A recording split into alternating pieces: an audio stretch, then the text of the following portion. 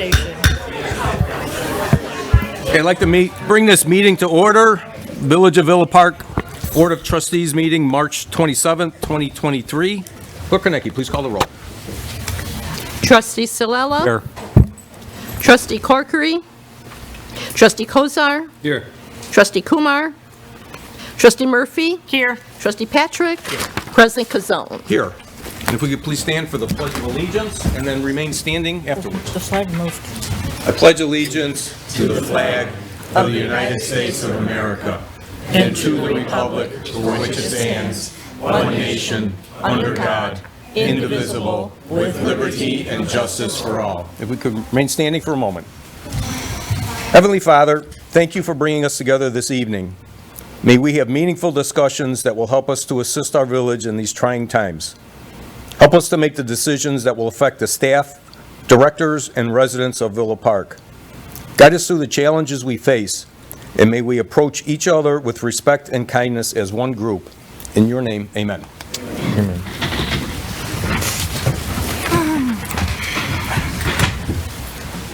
Okay, we'll start the meeting off tonight with a presentation and the swearing in of Chief Stapleton as our new fire chief.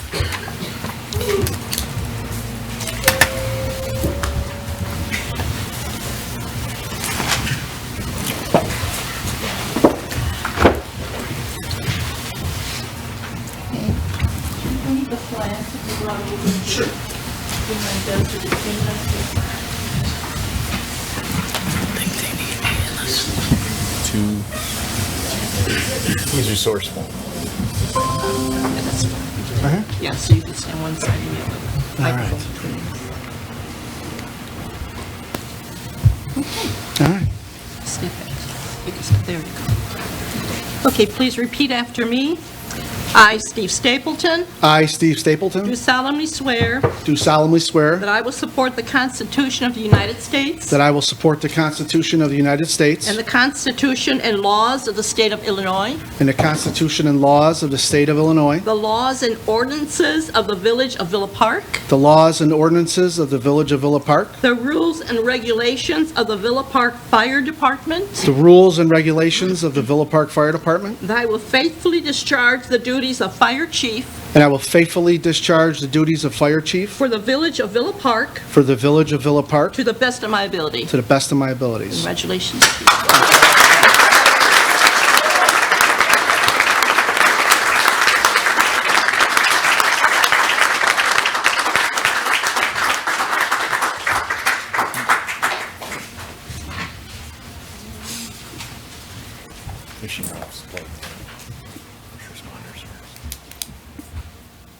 All right, thank you.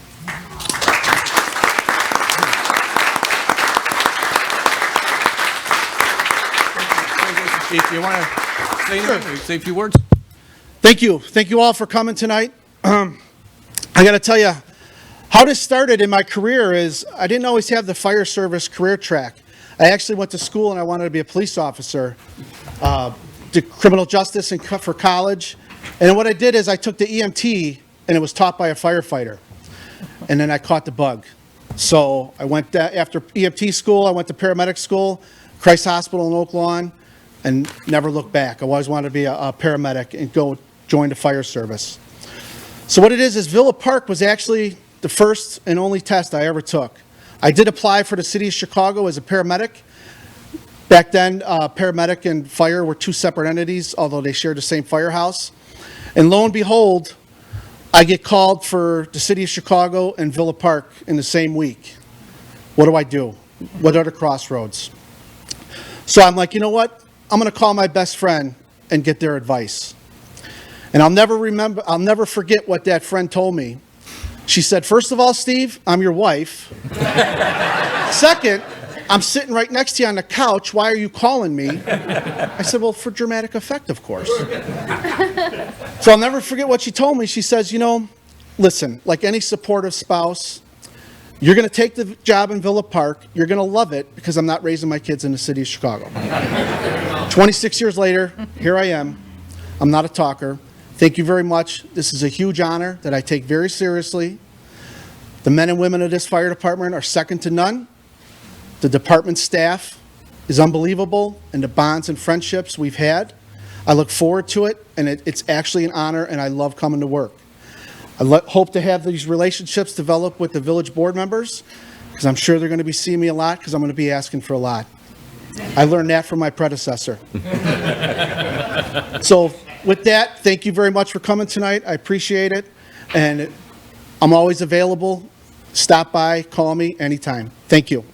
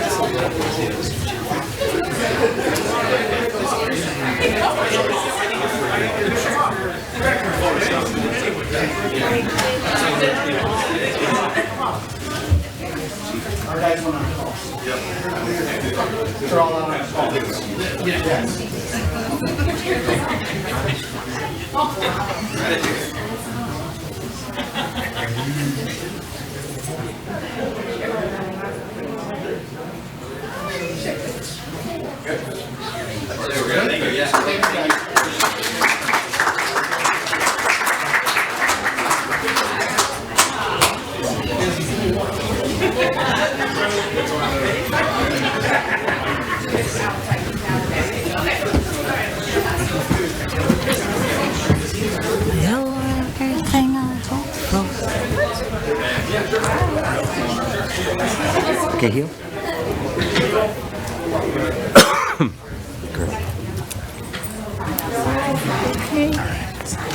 You're on, so it's fire.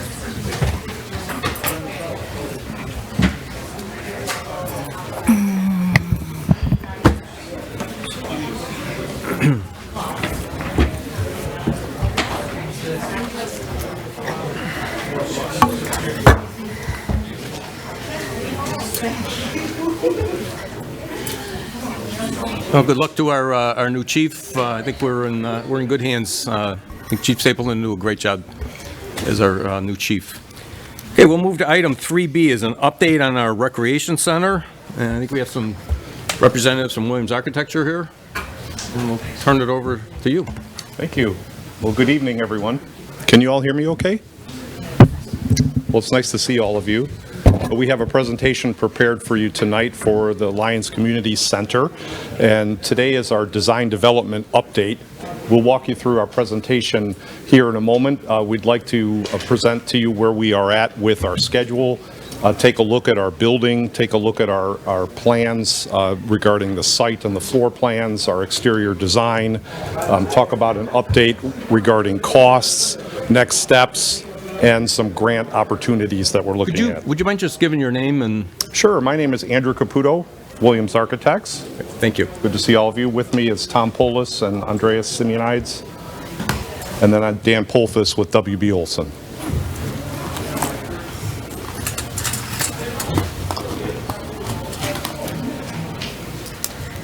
There we go. That's better. Thanks, guys. All right, well, we'll go ahead and get started. First item we wanted to just touch on for you is our schedule. So we are here in design development. Design development is a transition phase between the more conceptual schematic design and the more technical construction documents phase. So this is an important milestone for us on the way through the design of your community center.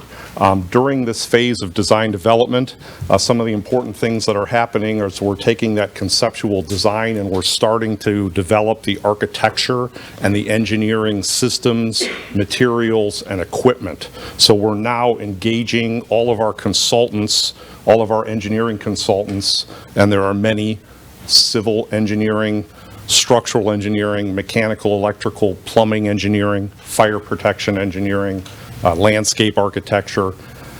And all of our consultants are preparing drawings and specifications.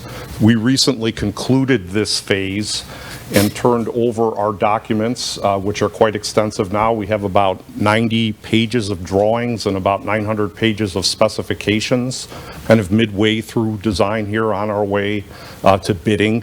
We turned over our documents to Dan and W.B. Olson on his team to take another look at pricing. Design development gives us the opportunity to take a more detailed look at pricing because we've developed the design. We have more information. We've defined scope and systems in more detail. And because we're getting closer to the actual bid date when costs will be known, we can get some more accurate information. A couple things that we've highlighted there in red are some things that we'd like to talk to you about this evening. These are the board dates, so here we are before you this evening for our design development completion presentation. And then we'd like to talk to you a little bit more about cost control and some options for doing that. One of the ways to do that is to get some early bid packages out to bid. We see costs rising for some continued items, not at necessarily at the same rate as previously, but we do see costs continuing to rise, and one way to mitigate that is to work to try to fix pricing, and as soon as we can fix pricing, we will be in good shape, and then we can basically begin award and procurement of those materials. And those, those items are listed, I didn't mean to click ahead, I'm sorry. Went the wrong way. Those items are 4 items. They're concrete, steel, mechanical rooftop equipment, and the electrical gear. Those are 4 items that we're continuing to see cost pressure. So with your approval, we'd like to see those bids, get those items underway and procured for long lead times. In the meantime, we'll continue working on our construction documents for the project at large. And then we'll have our remaining bid packages, which will be the bulk of the project. And we're looking to be back with you then later in the summer. So we'll see you towards the end of July then, which would be the final award. And then the construction phase and owner move-in are as we've previously discussed.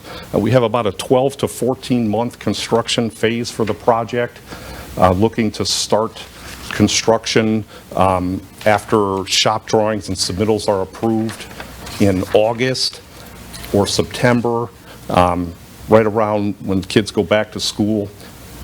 Work through the winter and spring and through the 2023 and be ready for an October 2024 opening. And then we have a little move-in phase for furniture and equipment and systems and staff training.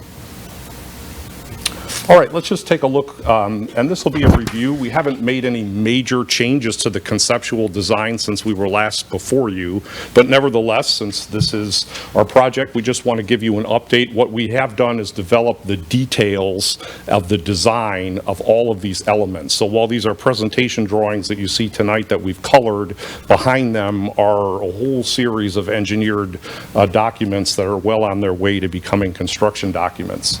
So as we've previously discussed, our footprint there in the middle is our community center, and we're bordered on 2 sides, to the south and to the east, by a parking lot. We've also included as part of the plan to the north, the development of the park, and the park has some elements that we've shown you previously that have been part of the goals for the project. The existing ball field is to remain in its current location but be renovated. We also have a new playground that will replace the existing playground, a new exterior basketball court. We have a little patio between the two, and then there's a little senior patio and pergola that's to the west towards the residence. We have some nice landscaping that we're proposing, primarily as a screen, because we've got the single-family homes to the west, so a lot of the monies and landscaping will be spent for the screening, and then of course we'll have some nice landscaping around the building. Some things that we're keeping in mind about the design, just to briefly mention, we've talked about them before, but the design allows for the parking lot on the east side to expand to the north and provide more parking for the exterior amenities. And then also with respect to the building, we've provided a couple things for just considering future expansion. The first floor corner there, if you can see the little dash to the northwest, is where the roof terrace area is. That floor will be designed for a future second floor if that's ever desired. The building can be expanded just simply by extending the columns, building the envelope and a roof over top of that area. So structurally, all the foundations will be designed for that load. The gym will be able to be expanded 2 bays to the north, almost up to the basketball court. That would allow just another court, another basketball cross court if desired. Let me move on to the floor plans now. All right, first floor plan. Again, this should look very similar to you. What's transpired since we last met, again, is just more detailed refinement. So one of the things that we have now is we have the building structural systems, because we're completed with design development, incorporated into the project. So we have all of our columns located. You can't see that at this scale, but all of the structural exterior and interior columns are incorporated in the design. All the steel beams that will be supporting the floor and the roofs above are incorporated. We have accounted for ceilings and ductwork, doors and windows, assemblage, technical assemblage of exterior walls and interior walls. All of those things have been defined and are in the process of being documented. The gym to the east is a precast structure, and the community center building to the west is a steel structure. And those are two different types of materials based on the economy of cost, something that we analyzed with W.B. Olson towards the end of schematic design and design development. And we show the colors here to just help orient you with respect to the different zoning of the plan. So again, just in quick summary, I think most of you have seen the plan. For those of you that are with us this evening that maybe have not, the yellow area is lobby and circulation. So you enter the building towards the bottom of the plan. In the middle there is a unshaded area. That's a covered entry plaza, take you up out of the rain and snow. You enter the building into the vestibule. The green area, once you enter to the center, is the control area. So we have a couple offices, couple administrative offices behind that. To the right is a monumental stair that'll be open, something that'll be very inviting, feel nice and attractive. We'll have some suspended light fixtures. It'll take you right upstairs if you desire to go upstairs. Moving back into the building, we have an east-west circulation spine in yellow there. That'll take you, if you work your way to the west, it'll take you to the main part of the community center, which has the multi-purpose rooms. Those are the two purple rooms to the south. They will be divisible by an operable partition, and there's a little expanded breakout lobby area that's also shown in purple that's outside of those rooms, just open to the corridor. And then just north of that, we have the public washrooms, and then we have a general program room, and then a general program and preschool room. If I go the other way, and I'm walking to the east, I will walk towards the gym, of course, and the gym, as we've previously presented, will have a main basketball court size that'll be based on high school dimensions, main volleyball court running in the north-south direction.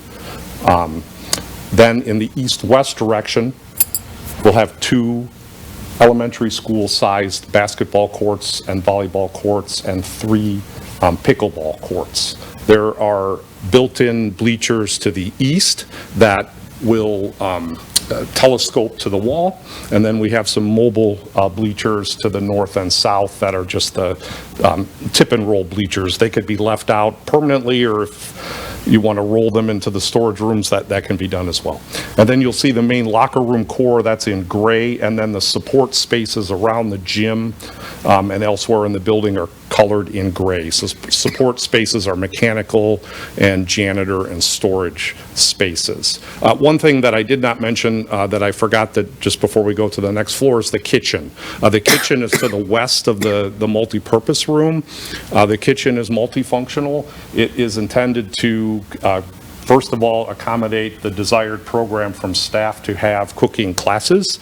So the way that we drew this for this evening is so you could see the presentation of how students would use one of the multi-purpose rooms for a cooking class, and there would be a rolling door that would open up, and the instructor or the chef would be at an island to be able to teach the class.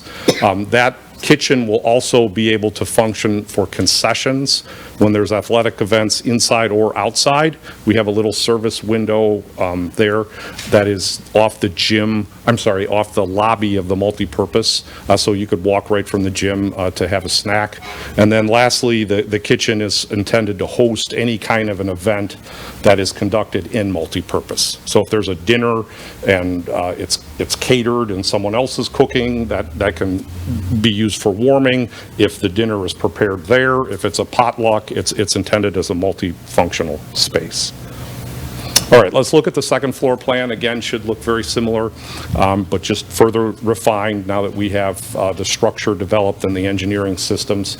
So we'll come up our stair, our monumental stair that I mentioned, and then we'll encounter that same east-west corridor that defines the spine of our building.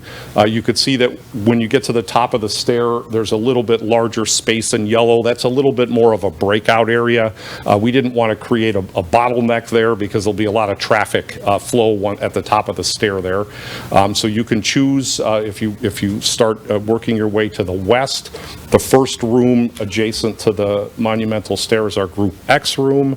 The Group X room is group exercise, and it's going to be used for a multitude of programs, dance, aerobics, karate, it is basically intended as a multi-purpose space. Then adjacent to that, as I work the way west on the plan, the large rectangle, that's the fitness center. This will have all the exercise and weight equipment in it, lots of glass and windows that will be a nice place to be able to work out and exercise. The little green area in the fitness center is a support office. To the north, the tan colored area, that's the roof terrace future second floor expansion that you could see that we discussed. So you'll see a couple doors off the corridor there.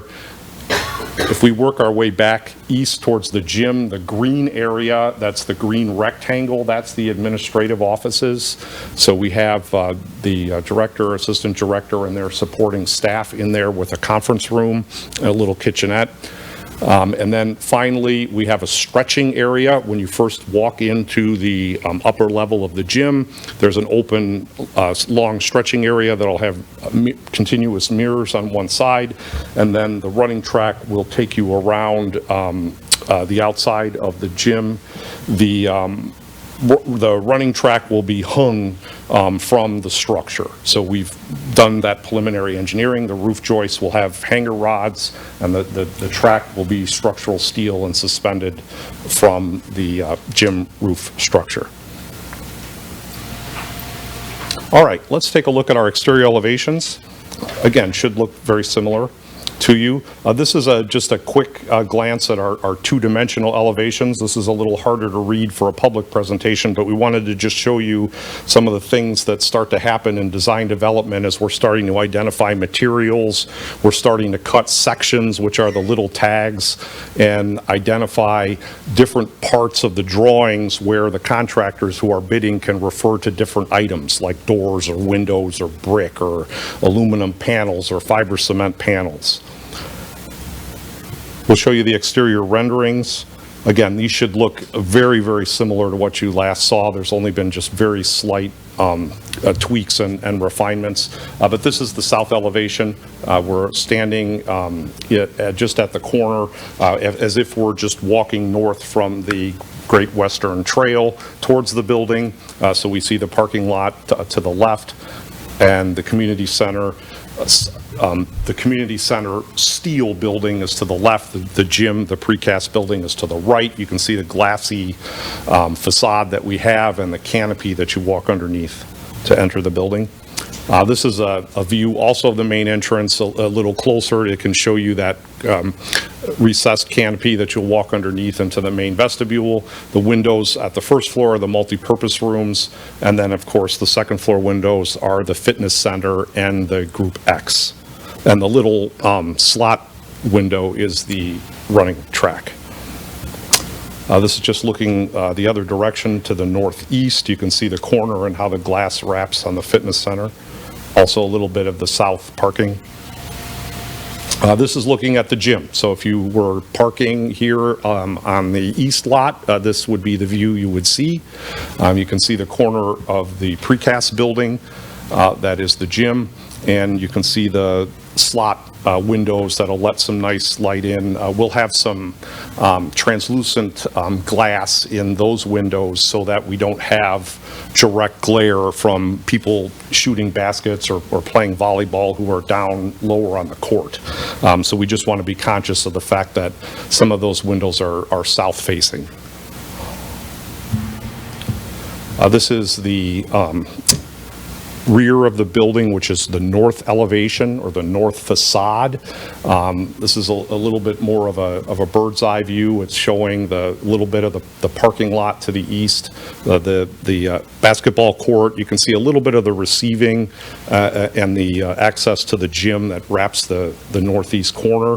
So that's the gym that you see, and then you can see the main entrance to the building off the back of the building from the park is right in the middle there where that canopy is. And then beyond you could see the lower level general program and then the roof terrace future expansion area. And the playground and the little patio between the two could have some shade structures and some site furnishings, could be utilized by the public watching the ball game or just watching kids on the playground or just hanging out.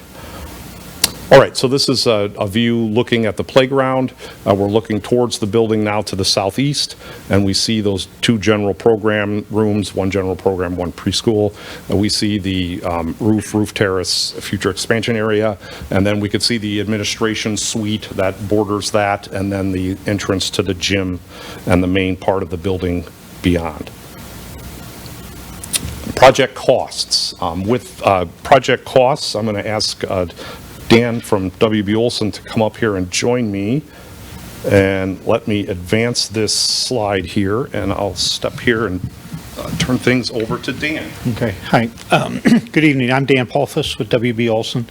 So when we got the DD drawings and package from Williams, we sent it out to a number of contractors.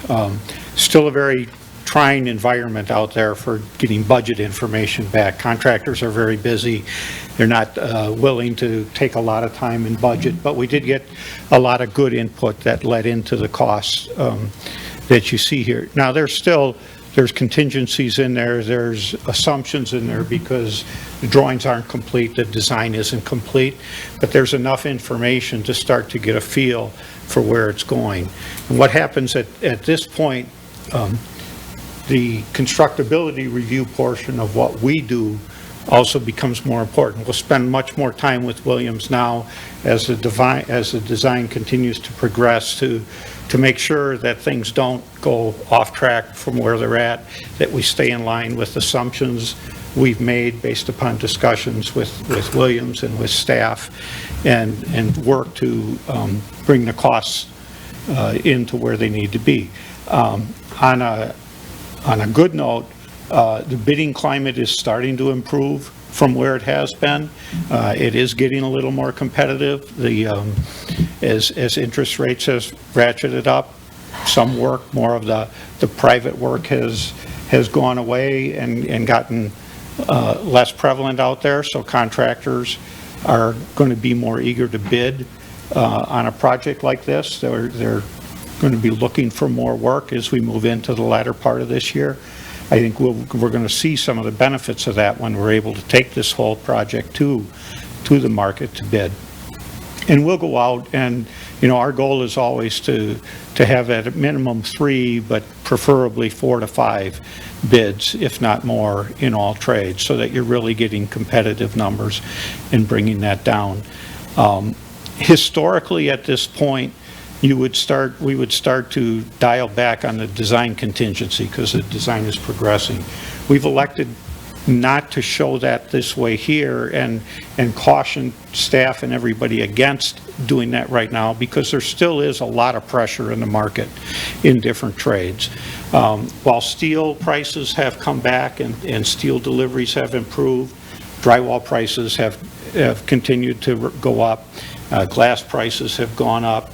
We've heard of later this summer significant increases in roofing materials.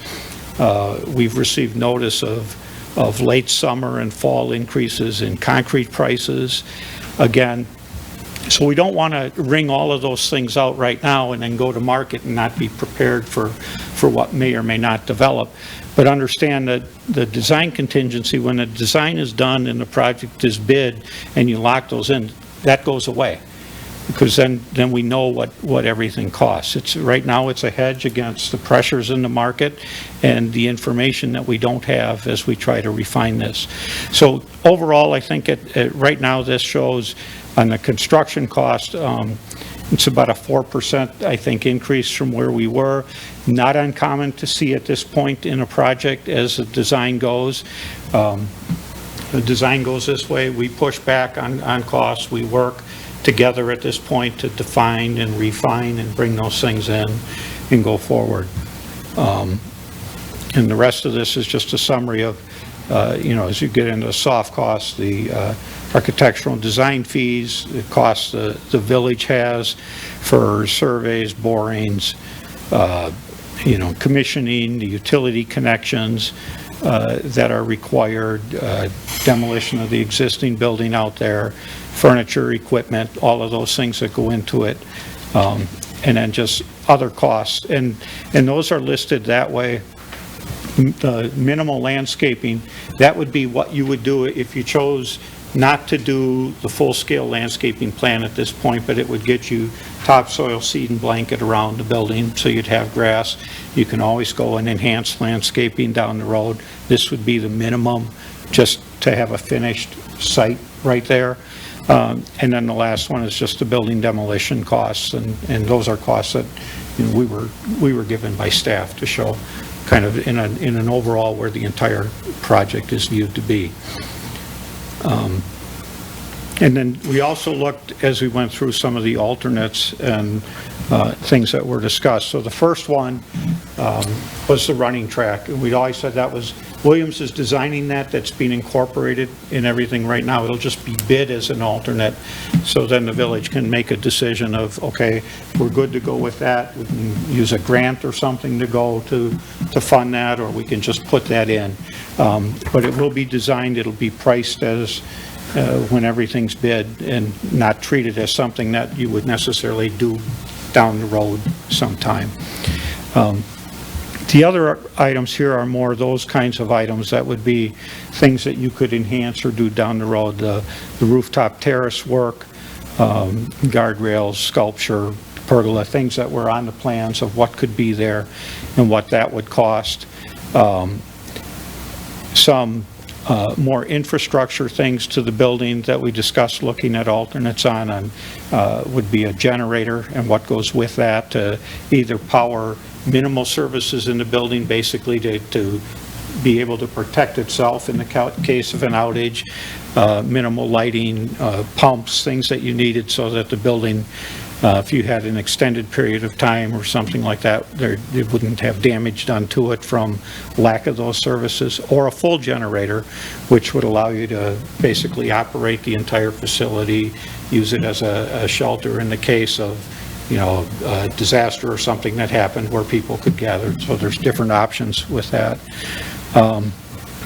And then kind of the full-blown landscape plan that Williams gave us that has a lot of other things on it that weren't necessarily part of the building itself, but other enhancements across that site. The playground, which could be done separately, the basketball court, all of those things that were initially viewed as outside of the building are in here. Enhanced landscaping, some trees, some shrubs, some other things that could be added.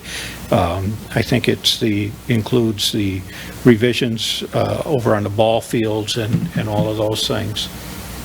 And then the last item is if you expanded the gym, that extra, I think Andrew had mentioned, it would be 2 bays to the north.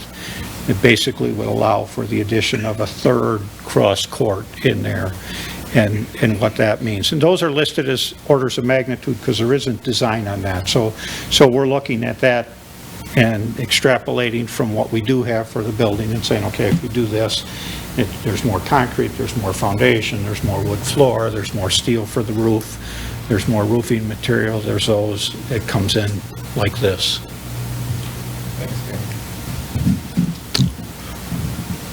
All right. Grant opportunities.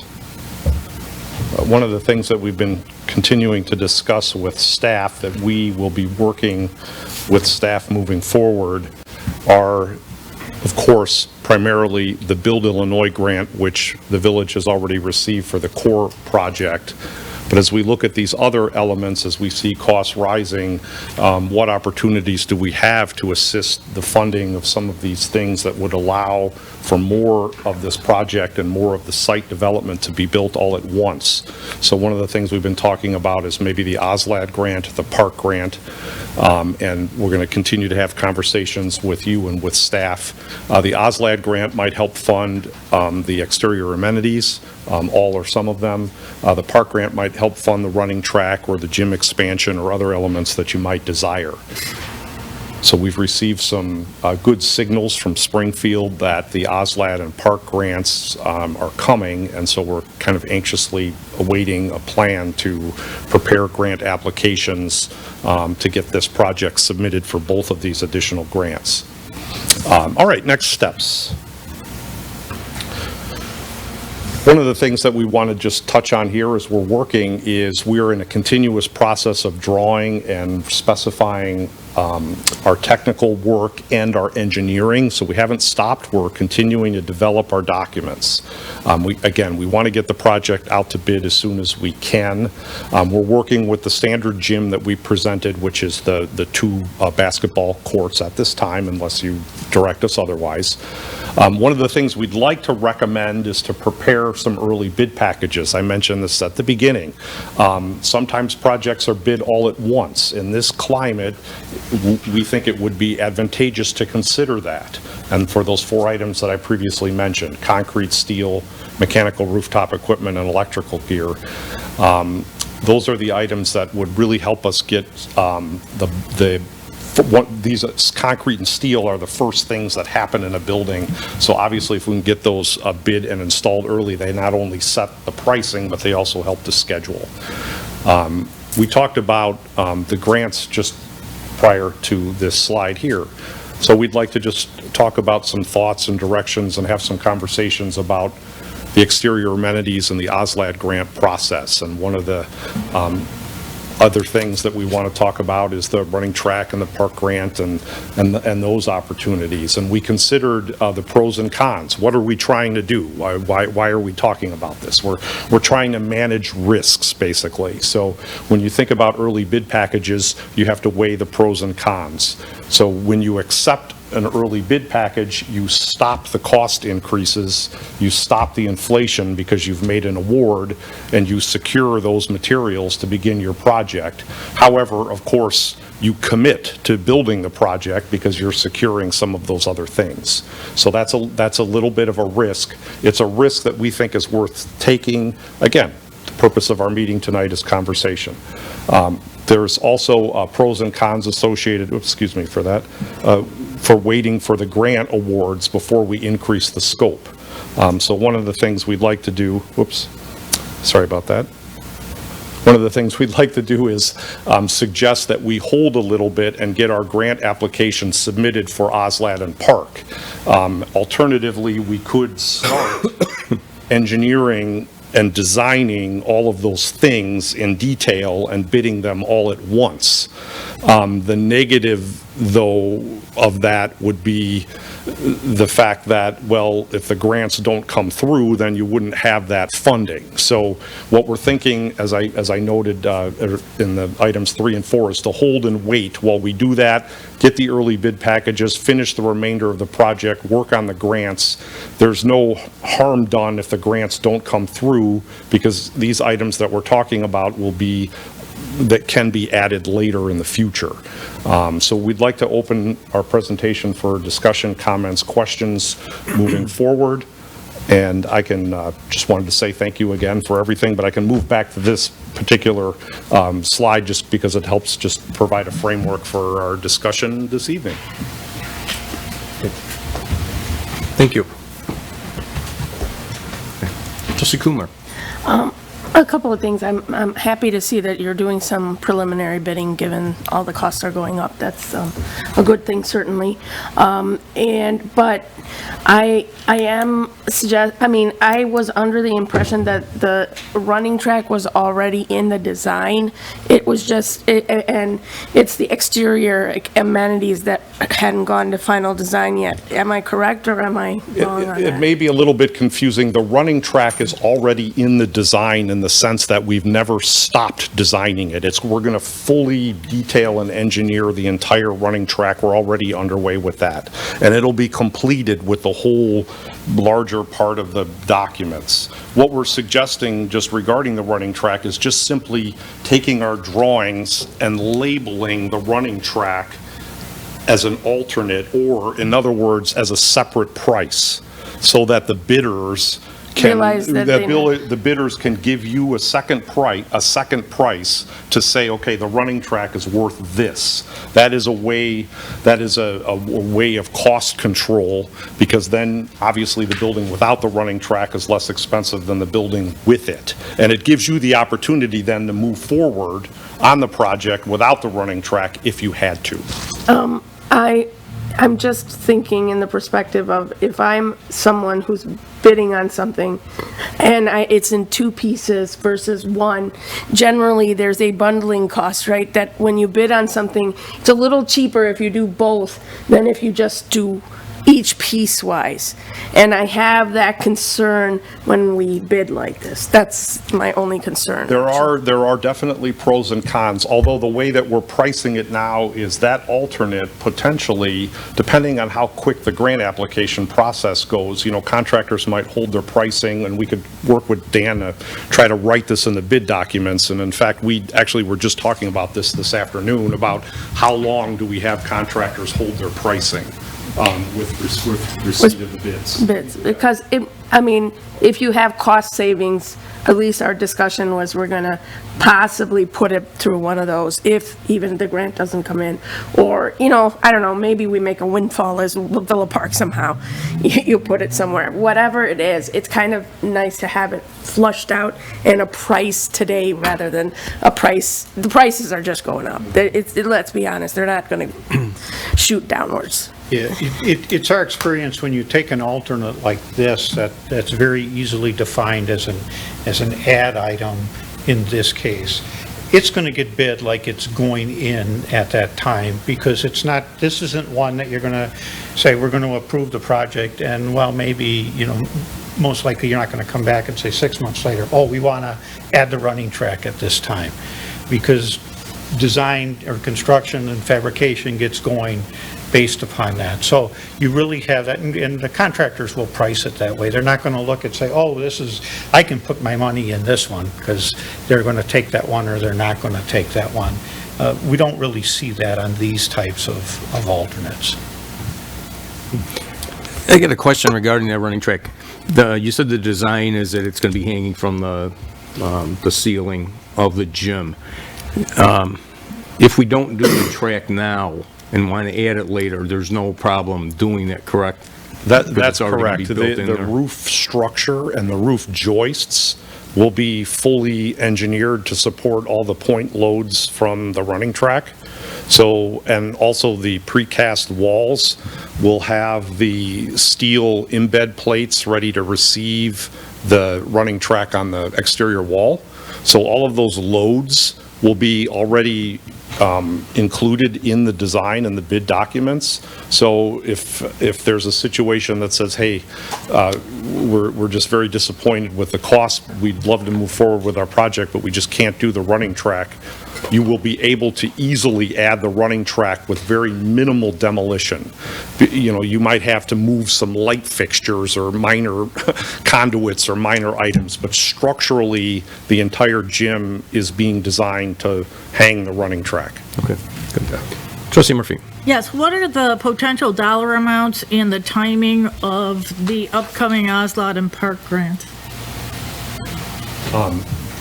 Greg, I don't know if you want to speak to that because you're working with us and have more of the latest information than we do. So I believe the OSLIGHT grant, the next round is due in July or September, and they've actually increased their amount of money to, the OSLIGHT was a 50-50, up to $400,000 of grant money. So if your project was $800,000, they'd award half, 400. That has increased to $600,000. So if you had a $1.2 million project, you'd get 600. If you had a 800,000, it's still a 50-50. If you had an $800,000 project, they would award you 50%. So With a $400,000. $600,000 cap? Well, $600,000 cap if your project was $1.2 million, yes. In the park grant? Park grant, I think, Tom, was in July, or? No, park grant's coming out. Thank you. Tom Polis, Williams Architects. The park grant is coming out May 1st. It's due June 30th. There's speculation on what the dollar value will be to everybody out there. 50 million divided by X amount of entities, maximum of $5 million available to each award recipient, but it could be as low as 2.5. We really don't have those details right now. Last go around it was 5 million at 25% contribution. In the past it was 2.5 million with a 2.5 match at 50-50, unless you were a challenged agency. So for whatever reason, they've held back those details at this point in time in terms of what the allotted amounts are and what your contribution obligation is. But I know what we're talking about, at least as the running track, is well under all those thresholds at this point in time. And even the outdoor work on the OSLAD, and Greg, I got word today from Michelle that it's 650. So that would make it 1.3 maximum if you match the 650, you know, if you went the full route on the OSLAD grant. And the dates provided are dates that we would put the grants in. What are the award dates? So the speculation, right now, that's the best you can do with IDNR. They have staffed up, but they always like to toot their own horn a little bit, and so I would guess that the park grant would be somewhere around, somewhere around January at conference. And the OSLAD grant could be in tandem with that or could stray a couple months after that. So first quarter of '24? Yeah. Those, I'm assuming, would have the same 2-year time constraint for Right. construction? You get 2 years from that point in time. And there's a story to be told that we have to all work on together when we write those grants in terms of how it completes this project, how it's good for the project, what it does for the community and all that. Thank you. You're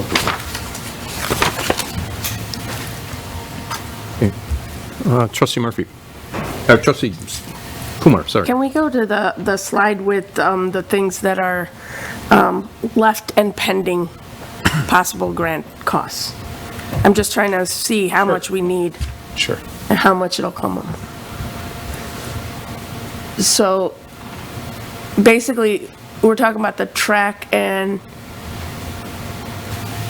well, that wouldn't, I mean, which just basically the track would be under this and the outdoor basketball court and where is that? That's the outdoor. We didn't break it down into that much detail right now for the exterior amenities under item 4. We just Four. listed all of them All of them together together. and said, right now, order of magnitude, if you did everything and you developed everything on the master plan on your wish list, you probably would be at 1.5 million total project cost. So Okay. depending on what staff would like to package for the OSLAD grant. Obviously, we can dial that down to be whatever it is that you would like to apply for in the amounts, and still get you the amenities that you're looking for. Okay.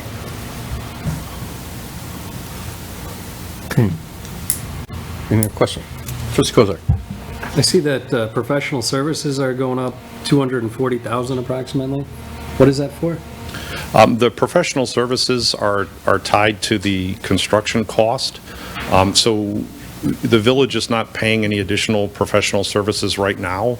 The way that our contract is written is basically our contract is a lump sum, and then it is a percentage of construction cost, which is common in the industry. So basically, if the bids are low and it's based on the default values in our contract, there's no change.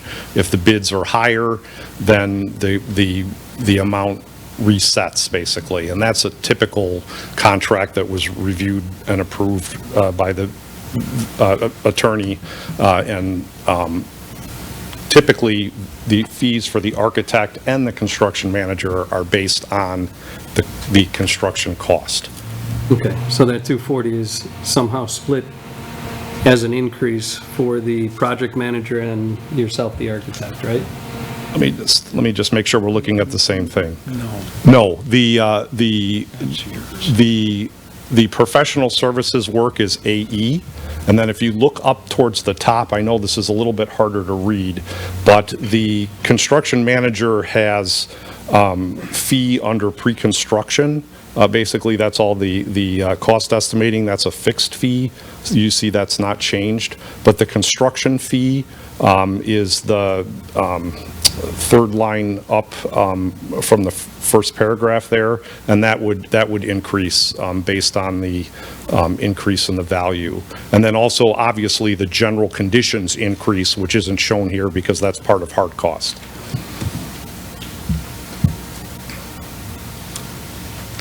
That's all bundled into what's called professional service work? No, That's all I'm asking about. No, Just I'm sorry. professional No, the service. professional service work is AE fees.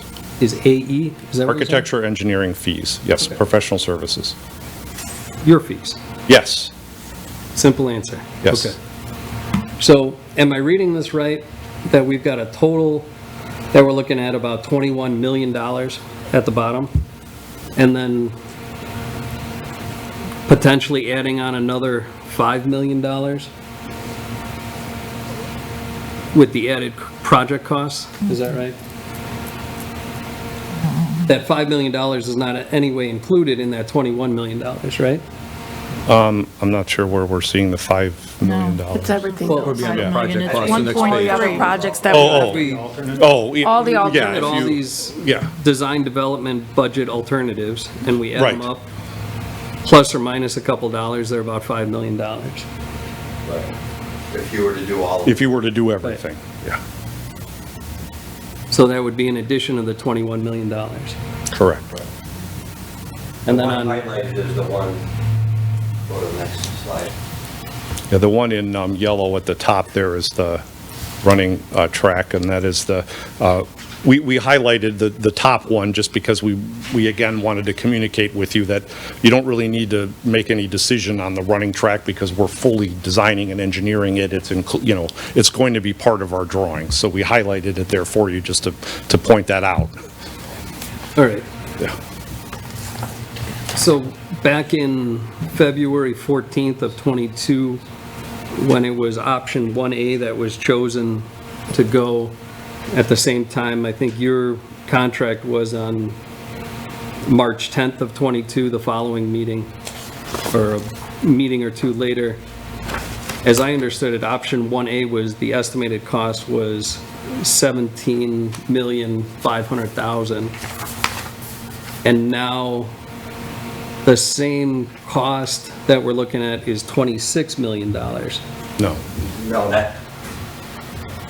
No, the same cost isn't $26 million, It's the 20. 20 million. It's the 20 million because we Right. didn't have these items. Yeah, the landscaping and the existing building demolition were not part of our contract, so it's the 2636, 264, and I guess you could say the running track at 600 and something thousand, so 21, just I round thought numbers. back in February 14th, when option 1A was chosen, that there was a running track, Yep. there was a rooftop terrace, there was a basketball court,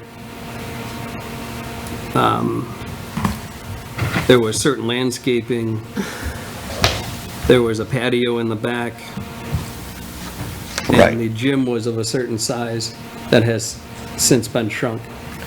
The gym was, relatively speaking, the same size we're showing now. The gym expanded and came back to this size.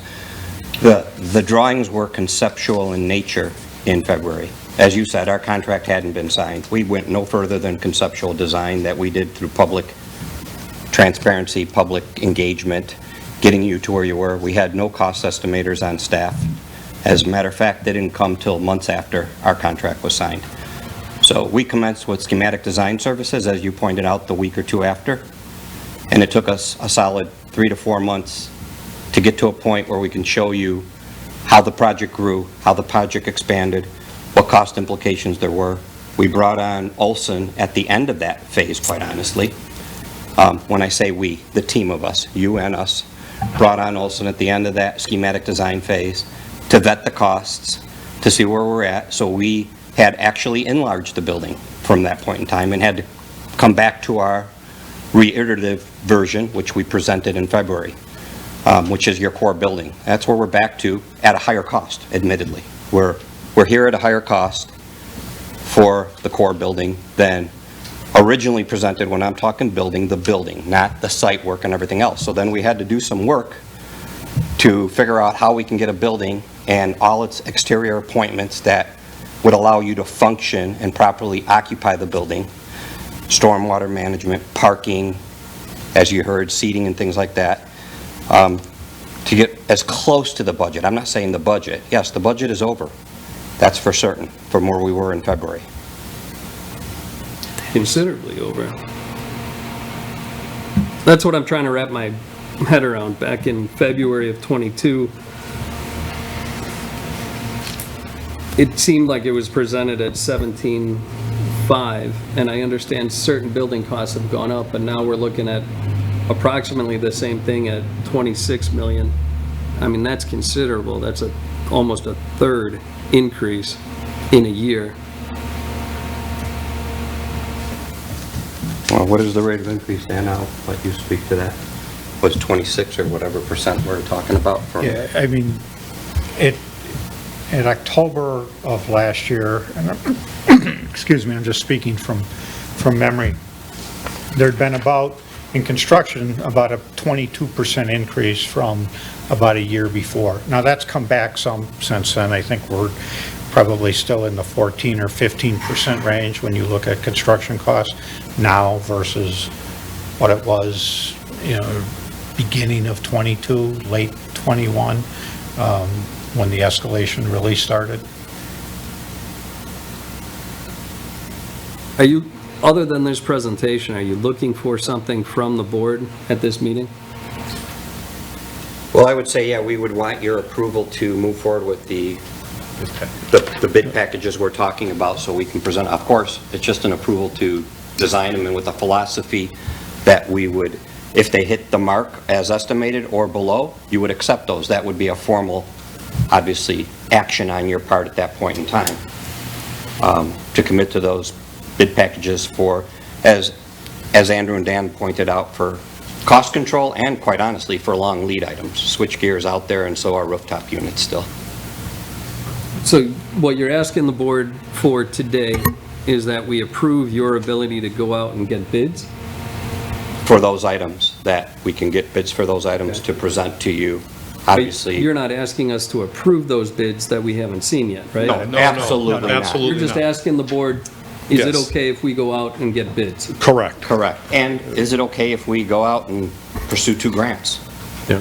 There's a park grant out there and an OSLAD grant for what we, I wouldn't say we've defined the OSLAD one right now in terms of what its details are and what its budget capacity is, and I could let Matt talk to that in terms of, because there's an obligation on your part for matching some funds. So, we definitely need to make sure you're you're committed to that before we go out for that, or start the exercise of spending the money to write up the grant. And you're looking at the current drawings, is what you really, basically, you want us to approve those current drawings, go out for bid as is. The current drawings exactly, but we still have to go further with those, right? So we're not asking to bid anything else on those, but yes, allow us to progress with the design of those current drawings.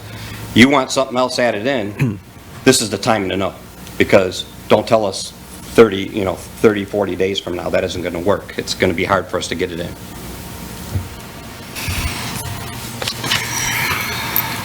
Trustee Murphy. Yes, if we could just step back, I have a question for the village manager and our finance director. Prior to looking at these add-ins and alternates, I would be more than happy to approve looking at the grants. But if we just look at the core budget and the building without the alternates, the village is obligated to a certain percentage of that because the grants were only committed up to a certain percent. How comfortable are we with just the core building and the amount of money the village is obligated to match that grant? Are we good with that, or is there a problem there? Yeah, go ahead. Manager Raleigh.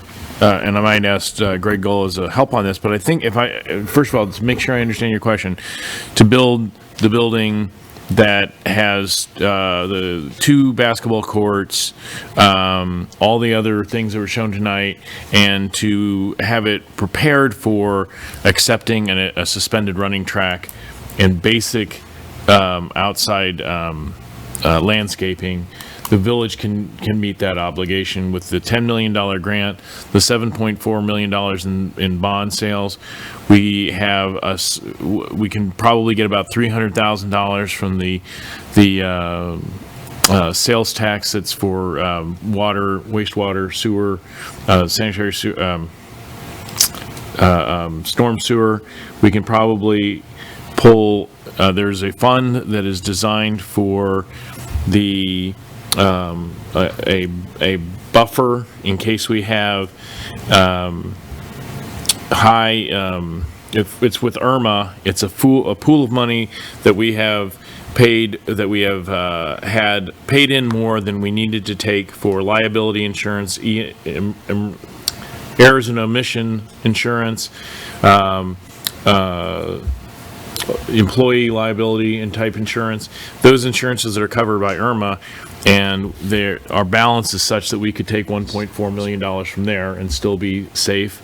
And then the rest of the money we can make up from a variety of different sources, or if we can't find anything else, we can use the general fund balance. But that would be we're hoping to keep that general fund balance contribution to around $1 million or slightly over that. Anything beyond that, we could probably also cover with a variety of different sources, including possibly some money from the TIF 4 money, matching funds for the suspended running track at the gym, so that we could come up with our $170,000, $180,000 in matching funds, maybe as high as $200,000 in matching funds towards that grant. That I feel confident that we have those monies available. We started looking for that back when we had this presentation, a presentation similar to this in November. So those monies we have identified sources for. So at a minimum, staff and the village manager are comfortable with the board approving the base plan, and then we can continue to look at the add-ons and the grants as subsequent spending. Absolutely. And if we get really good bids, and that contingency turns out to be too high, we will have more flexibility on what fund we don't hit as hard, or maybe add something that's on this list, like the rooftop terrace work. That would be the easiest one to add, or a manual switch plug for a portable generator. Those would be reasonably easy to add later without. Right now, though, if you want to know how much prefab concrete, and that's not the right word for it, to bid, it's important to know what the envelope of the building is. Well, that's fine. I just don't want to end up in a pickle on just the core building. No, and this is a very valuable. I know this is a a huge identity leap for the village of Villa Park. This is an incredibly important project, and it has incredibly important value for a long period of time. We have to move forward. The costs have gone higher than we expected. We can make that leap, and there has been a lot of value engineering to offset some of the effects of the inflationary response to the COVID pandemic and the sudden opening of markets where too many dollars are chasing too few products. And I don't get into macroeconomics because I don't understand it very well. And Dr. Kumar could do a much better job explaining that than I could. But yes, we can do the main project and find the funds to do that. And I'm confident we can do that without severely affecting the future finances of the village of Villa Park. And I just have one more. Where you've talked a little bit about the size difference. Where are the expenses on this sheet with reference to the size differences? If we were to look, is that as part of the alternates? The bigger, is the larger size part of the dollar figures documented under alternates? Yeah, President Kazone? Yeah, go ahead. Yeah. If the slide toward the back on project costs, where it has design development budget alternates, it's alternate number 5. Expand the gym by 2,500 square feet. The cost right now to do that expansion would be $1.3 million. We'd have to come up with additional $1.3 million. And I think that there would be minimal, if any, additional design costs. It's in there. It's in there, yeah. That's everything. Yeah. Okay. That's now. Now, if we don't do it now, it will be difficult to do it later and it'll cost more, but I don't feel confident about getting another $1.3 million, having found close to $3 million. It was 17.4 that we got the bond and grant money for. I don't know that I can find another 25 or another 33% more money in the village budget. So we would be looking at the alternative grants for that. Yeah, the problem with that is, and that's what makes this such a difficult decision for you guys, and I don't envy you. Because if you go today or, in a very short period of time and decide that you want to put a grant in for expanding the gym, we're kind of caught in a catch-22 because we don't know how much of this stuff with the prefab concrete, the steel, all these things to order, and it makes it a very difficult decision of how to proceed at all right now. You might, Williams and WB Olson could probably explain this better than me, but when we talked about this, it's hard to not know how big your building is at this point to send out those bids. So as much as it would be great to know if we had somebody at the state who could promise us we could get that grant, it would still be hard to come up with 25% of $1.3 million, but that's probably doable.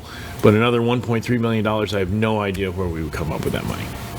So then am I understanding, I'm sorry, Deepa, am I understanding the recommended direction from our finance staff and village manager is for the board to move forward with approving the core building and do the not now follow-up later on all 5 of these alternatives? Well, the one that we would like to move forward with a park grant is the suspended running track, which this board made very clear and the public made very clear is one of the most sought additions. The 2,500 square feet, I also understand is very near and dear to people's heart, but in terms of the fact that we can't promise that now, it just doesn't make sense to add that one. But the number 1 alternate, I would say that we apply for a grant, because I think that is an add-in that we can do, and if we don't get the grant, we're not stuck with $689,000 worth of cost if we don't get the grant. Thank you. Trustee Kumar. I have a question, and this might be because I'm not an architect.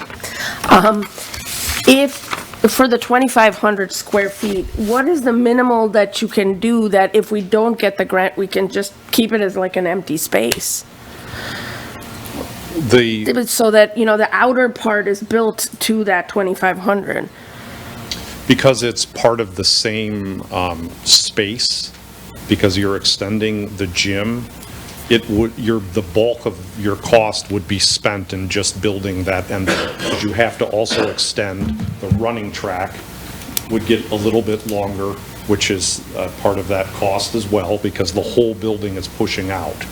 Okay, so the main cost is pushing the building out, is Right, what you're because saying. it would be- That, out of that 1.2 million, what would you say is just the cost of, the fabrication? It's probably like $1 million is the cost of pushing it out, and about, 1/3 is the cost of the actual inside? Right. Okay. We could talk offline if you have further questions without taking up too much time, but we had this very scenario recently with these park grants. At Woodridge, the arc that we did there was a similar scenario, and they didn't receive grant fundings until much later in the process when others had received news of the grant. And we were well under construction, and in fact, we ended up having to do some demolition of a building that wasn't even finished yet in order to expand it. But that was a decision that board made. So that's an extreme case, but it is done. But there. Because as a grant, I'm sorry, I'm sorry, I don't want to cut you off. Go ahead, finish. As a grant, I'm thinking that whatever grant we have, we're considering we would have to pay half, right? So, Park grant's 75, we think it's going to be a 75-25 match. okay, so 25% we pay? Okay, so 25%, if I'm just taking the top, which is, I understand like the outdoor stuff, because that's not a real problem, because you could put that in at any point, right? But the stuff that has to be done, I think if you ever want to do it at reasonable cost, are the indoor things, which include the track and that very bottom 2,500 square feet. The outdoor stuff can come at any time in the future. Am I correct? Yes. Yes. So, and then that total, how much of that, if we got the grant, would we have to come out of pocket, and do we have that money? Well, you did 25%, so you're probably looking at $350,000. If we just go with that 1.3, but that's also going to increase your consulting fees. Oh, it's in there. That's all in there? Everything's in there, okay. Including expanding the track? Yes. No, the fees are in there. I understand, but the 1.3 would need the addition of the track number of 600. So it's really 2 million. 2 million at 25%. Right. Right, you have to, yeah, right, so the 1.3 is only the additional piece of track. But, So that would be 500,000. and how quickly do we need to know? The grant is not going to come out, so Well, we that's might. that's where we're here tonight. We're Yeah. here tonight to make that decision whether we're going to go with the regular size or if we're going to add the 2,500 square feet. That's kind of what they're looking at, to ask us right now, to make that decision tonight. No, I understand that. They're asking us, that. I'm wondering how quickly they need to know about the grant, and that we would have to come up with 25% or 100%, and if we can. Doesn't It matter. doesn't See, look like we can come up with 2 million that easily, right? Yeah, see, 'cause- Yeah, that's the problem. That's for the future. Tonight we just need to decide if we want it less than 2,500 or hope for a grant and add the 2,500, and we may not get it, and then we've got additional costs redesigning it for the smaller. How much are those additional costs? What would happen It if really doesn't suddenly we matter, didn't? because tonight we have to make that decision, No, they could tell us what would happen if they had to redesign, right? What's the cost of cutting down the gym So let me suddenly? put a little clarity to this. Yeah. The running track, we're designing right now. No. It's in the project, right? So we understand that one if you move forward with the grant. We're just hopeful that the capital can come forward with the grant to not just design and get it all bid as an alternate, but that you could actually implement the running track. If you want the 2,500 square That's what I'm feet, talking about. you can wait without us engineering it. We'll work with the grant, and you can wait till you get grant award notification, so you can commit yourselves to it. But if you get a grant award and you don't follow through with it, it's not a good thing. So, I mean, you should be prepared to spend that capital. That's the bigger question. Where do you come up with the capital? for Would that? come up with the 25% on that, right? You're talking about 25%. I don't think that's a, Not if I- we don't get it. Then we owe the whole thing. No, if you don't get it, it sits. it So- says you don't get it. You don't do it. You don't do it. You don't do it. So you're basically, we're committing to a possibility of 25%. We're not committing to 100% of that. Correct. No. That's But the you're also, question. you're also committing that if we don't get the grant, then you have to go back to your redesign. No, we'll move forward without it. We'll move forward. We're going to wait. We wouldn't want to spend your dollars in that way. So on that one, it just waits. Will it become a separate project? It will become a separate project. It will not be part of this project. You probably will finish this project, then it will tail to the end. It would, Dan talked about, can we hold the bidders? I doubt it. You're going to, for that particular piece, you're going to go rebid in that piece, and you're going to get a whole new clean slate of bids, and the market will be the market. We'll do our best to refine that number if that's the direction you need to go to, because that is required in the grant submittal. You know, write up the value of it to the community, the cost to it, et cetera, et cetera. That all goes into the submittal. I'm for doing, my personal opinion is to agree to number 5 too. I think eventually we will, if we get the grant, it happens. If it doesn't, we're not really, what's the loss? The grant administration price that your grant writer would write. Yeah, That's your that's cost. your cost. So why would, it's an option that gives us possibly a bigger system. Why wouldn't you agree to that? Well, the most you lose is, how much would a grant administration cost be? I think we I gave you- included $22,000. for Yeah, and this. that's even Yeah, less after yeah. I talked to her, actually, so Yeah. it's south of that number. We talked to the administrator before this to just make sure that we had the cost in there. Okay, so then I'm gonna ask Matt the million-dollar question. Are we willing to take that option as a village according to all of Well, so staff? if we write a grant for the extra 2,500, I'm trying to understand. So you say pay for the additional design of the entire project. Not the entire, just 1 and 5. Oh, okay, right. So the larger building, apply for a grant, or I would suggest apply for 2 separate grants so we don't lose it all. Right, okay, whatever. And ask for the, you know, or, you know, I don't know how much they'll take a half a grant, but we really want the track. The problem is how much construction can we do? I mean, do we have to hold off on construction if we are waiting on that? Not necessarily. It depends when the grant is implemented, and it could end up a little bit like the Woodbridge scenario where there was some minor demolition. I don't want to scare you, but without having fully completed the documents, as an example, the gym is made up of panels of precast.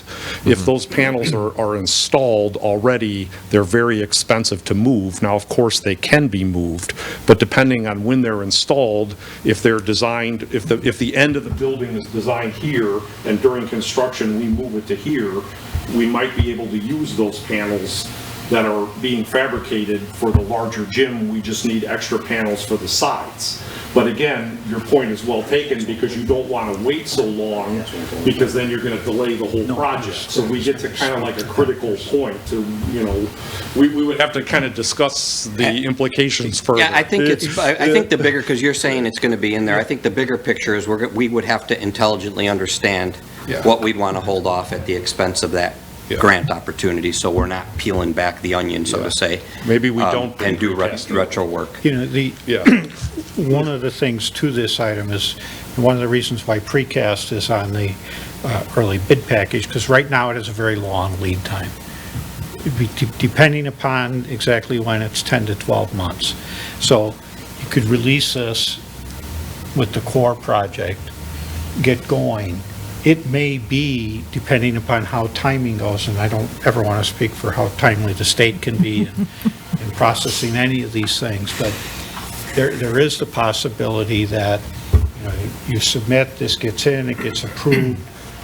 You're able to add those panels into the process and not have had an impact to that part of construction. You might have with the foundation probably would be in, but that's... But you wouldn't have to remove it. You could You- pour the floor you- over top of it. You Yeah. could go over the top of that. Right. You wouldn't have to remove that.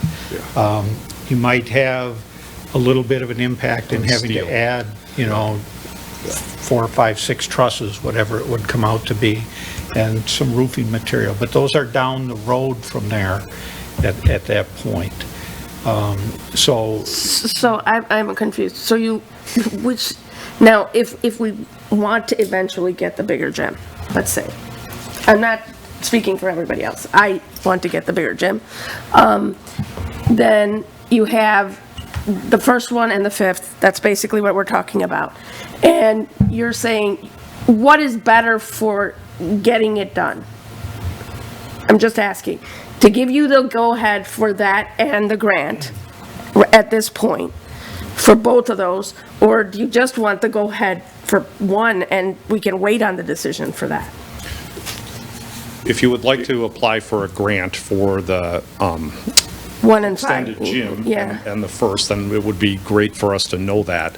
We don't have, as Tom and Dan have been saying, and again, just to emphasize, we don't have to necessarily fully engineer and design and commit you to more AE fees for us to fully design and engineer the expanded gym right now, so it's ready to bid with everything else. The only fees that you really need to commit to consider the gym right now is really just the grant application process fees.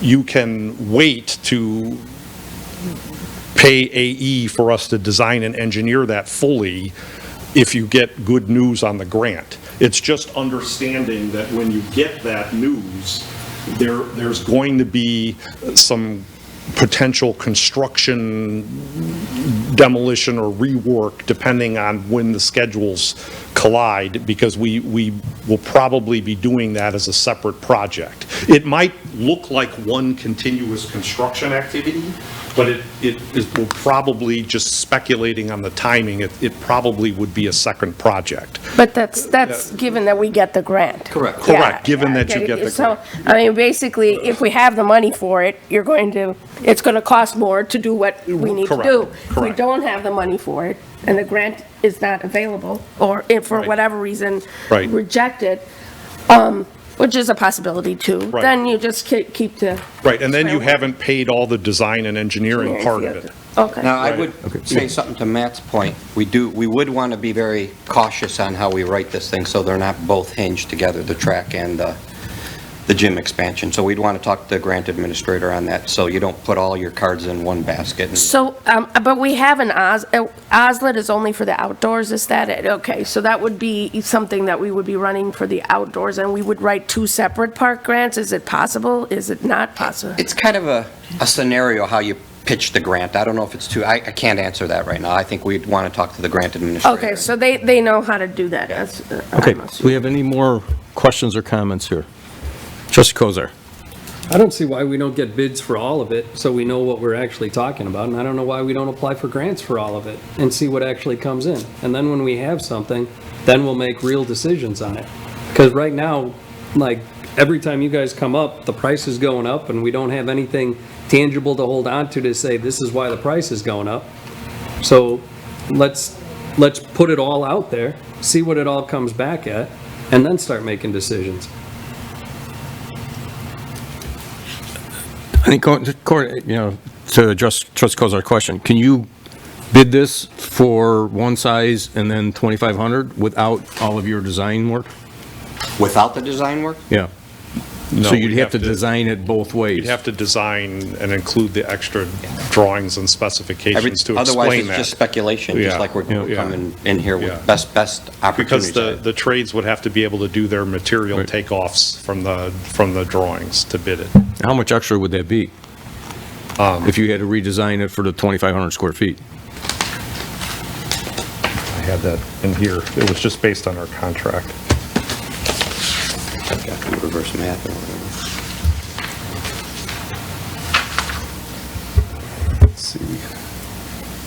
see, this was, it's, see, I had, I think you're there. yeah, it was, basically from our contract, it would be $93,000. Basically, it's 7.8% is the way our contract was written of construction cost. So if the construction cost is about, remember, these numbers are all inclusive, so that has our fee in it. So the construction cost is about 1.2 million, right? Total hard cost. So if you add about 100,000 to it for design, 7.8%, that's the 1.3. So actually, the cost now, if we go for this, is 100 plus the 20. Well, if you bid, You want us to bid it now? Oh, if you want to Right. bid it now. If you want us to bid it right now, we have to Have to- draw the whole thing if you want it bid right now. Oh, and that would be an extra 100,000 out of pocket at this point. Right. Yeah, that would not, in my opinion, be a smart spending of money. Trustee Kozar. I'm not at a point where I'm able or willing to make a decision tonight. I need to look at your contract. I need to see what it was that originally was proposed and cost estimates. I want to compare those. I want to break down to know what it's going to cost if we're getting bids on everything and we're applying for all the grants. And then we'll have numbers that we can actually look at. Then I'd be able to come back at the next meeting and say, okay, these are the options that I'm willing to vote for or not vote for. To have it sprung on us at 7 o'clock, get the agenda Friday night, and just be learning this right now, I'm not going to vote one way or another tonight. We have any other comments on that? Trustee Murphy. I'll just weigh in on it, and if I'm understanding correctly, and the liability for number 5, the expanded space, is the amount of the grant writing, say $25,000 or less, I would be in favor and willing to vote on moving forward with the core project, alternates 1 and 5, and moving forward with both grants. Was there anything else we should be considering, or did that? Just the early bid packages that we can bring those to you. I don't know when. What was your date on Well, those? we were thinking later in spring, summer, so we're trying to get those about a month. Because if we get another banana or flip on this thing, and you say, I want to add this and I want to engineer that, I do not want to release our consultants to start No.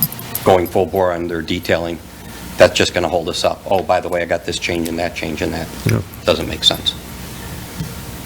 I appreciate what Trustee Kozar is saying, and I understand that, if you guys want to wait and make a decision, just,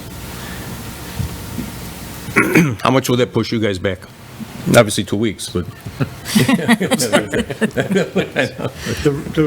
There's 2 reasons that we suggested the early bid packages. One is you lock the costs on those and you stop any fluctuation, increases in those. But another one, and from a construction standpoint, almost a more important one to consider, is those are the items that have long lead times right now.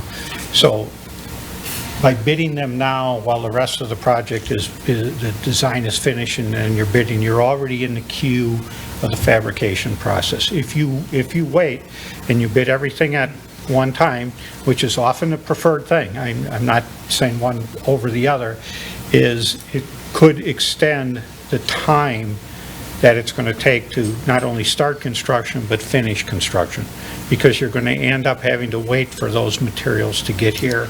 You don't want to start, the last thing we want to do is start and then not be able to go efficiently through the project. That doesn't benefit anybody. So you want to start when you know you're going to have the materials so you can start and proceed efficiently through it. And when you're saying you're bidding the concrete, that's including the prefab concrete, It's primarily the precast concrete. Precast. Precast yeah. concrete. Okay. I see what, I understand Trustee Kozar's concern here, but I'm willing to go ahead with, get a consensus to go ahead with what we're talking about now, and then we can come back in 2 weeks and address the additional costs after we review, if anyone wants to review the contract and everything. and then make that decision on whether we want you to go ahead and, adjust your drawings, because I don't think that would affect you too much, but I think if we make a consensus tonight, just to go ahead as is, and then come back in 2 weeks and readdress it regarding the 2,500 square feet. Right. You guys, I think that's kind of a best of both worlds. 2,500 square feet and whatever else might be on this list. So I don't know what, if we want to do, Trustee Patrick. Thank you. I'm also in agreement with Trustee Kozar.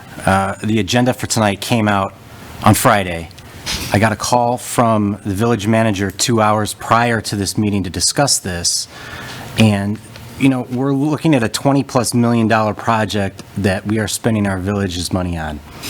This is something that we should not push through fast, and I think if we've learned from our prior mistakes, that we should understand that we do need to take our time. Now, I understand that time is of the essence. However, I think we could possibly do better than 2 weeks. Maybe we could hold a special meeting.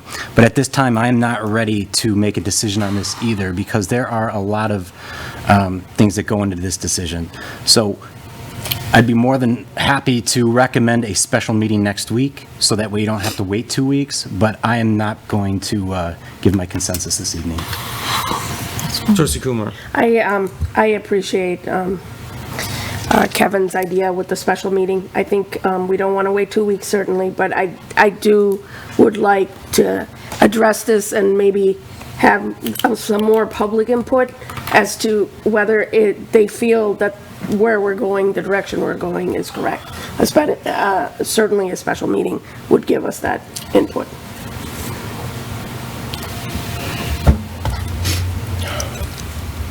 Trustee Salala. I think the additional time might benefit us with the special meeting. I don't think a week will impact them whatsoever. We'll have some additional information, and we can all feel assured that we took our time and weighed all the options. Okay.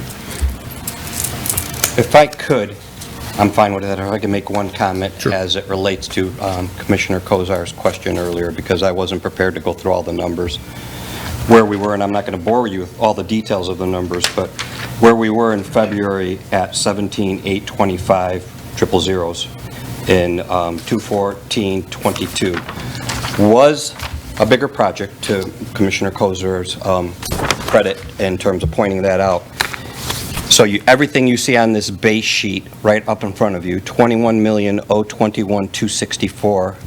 Going to the next sheet, the track, yes. The rooftop terrace, yes, we discussed it. This is near and dear to me. I was here presenting this, so I know. The transformers and all that, generators, no. The landscaping, to a degree, but not to the level that we developed it through the process here to be all it can be. So can you take that and make it something less? Yes, as you guys are deliberating on this. The expanded gym, no. 2,500 square feet of expanded gym came after that date through the evolution with staff working on an expanded gym. What if we can get one more court in there? That was never shown in our conceptual. So I just wanted to point that out, because really we're closer to 78% in terms of off the mark, 22% increase from where we are today to where we were then. And that's a little more palatable to the marketplace, quite honestly, that we've been working diligently to control. Yes? With our resident survey that was taken when we had the public input meeting, what was said or determined based off of the results of that the residents wanted? Did they want the expanded gym, or did they just want the court size? Did they want specific just courts? I know you added pickleball courts. What was indicated that the residents wanted at that time? So it was just our 2-court gym, that we had 2 cross courts and 1 long court with the volleyball courts. There was no mention of anything expanded beyond that. Okay, thank you. Yes. Okay. We're good with 1 week, honestly. Okay. I mean, if you guys are committed to that. Are you available next week? Next Monday? That's a good question. I believe I am. Yes.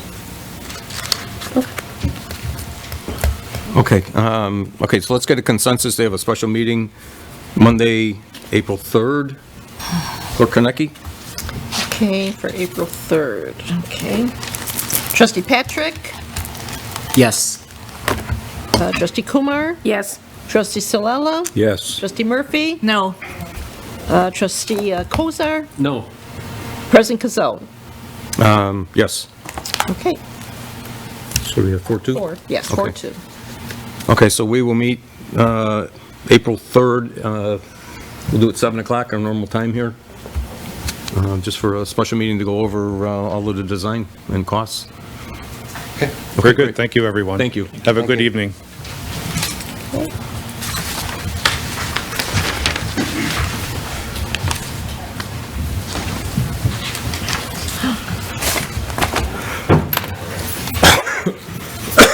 Bob, thanks.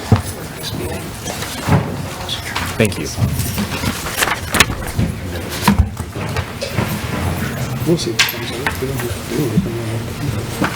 Okay, we'll move to item number 4, public comments on agenda items. Clerk Yes. Kornecki, we haven't even signed up. Yes, I have Cheryl Tucker. Did you still want to come up, Cheryl, for item 3B? I'm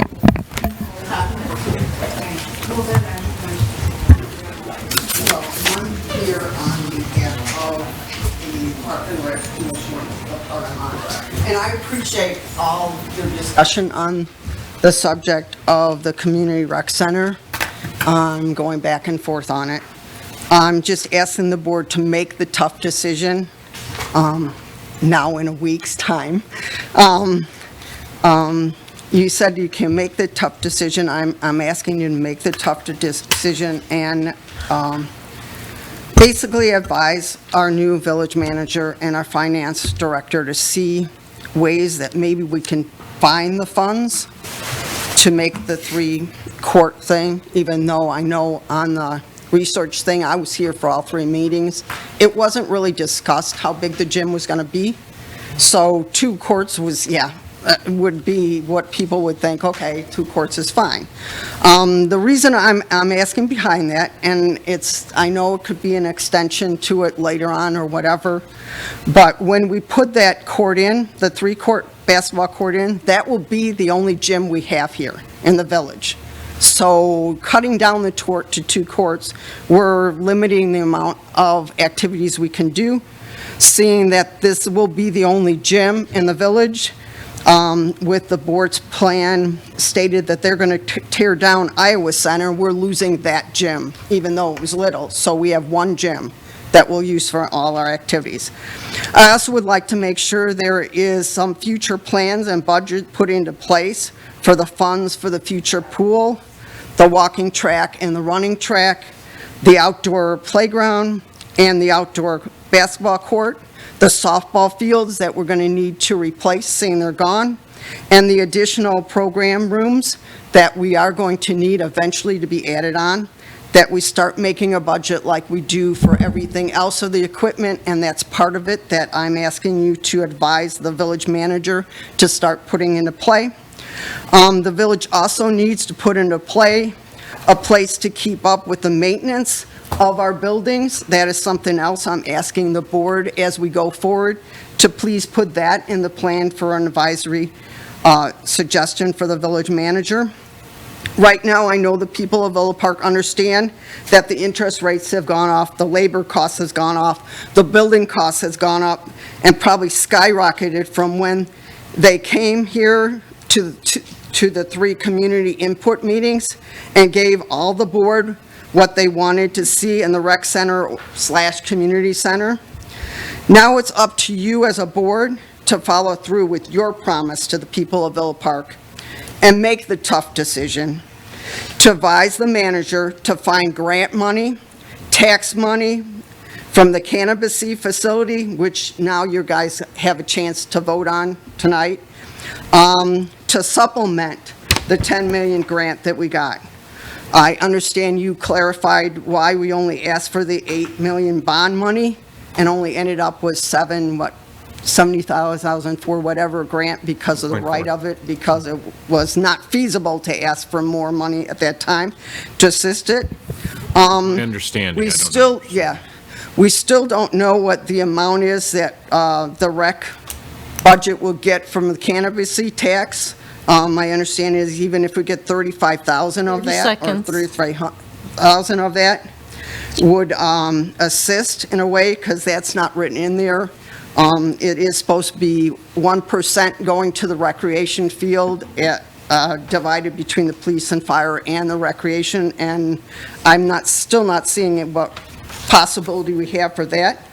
It would be better than seeing the people of Villa Park get their first new community center that is only mediocre, with promises to fix it later, which we all know 60-year history shows that never happens. So I'm just asking the board to step up now, give the people of Villa Park a community center that will grow with the village for the next 60 years, and as my shirt says, do it right. Thank you. Thanks, Cheryl. Okay. I have no one else. Anyone else?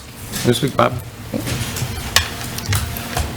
Thank you. Bob Wagner, 114 West Monroe.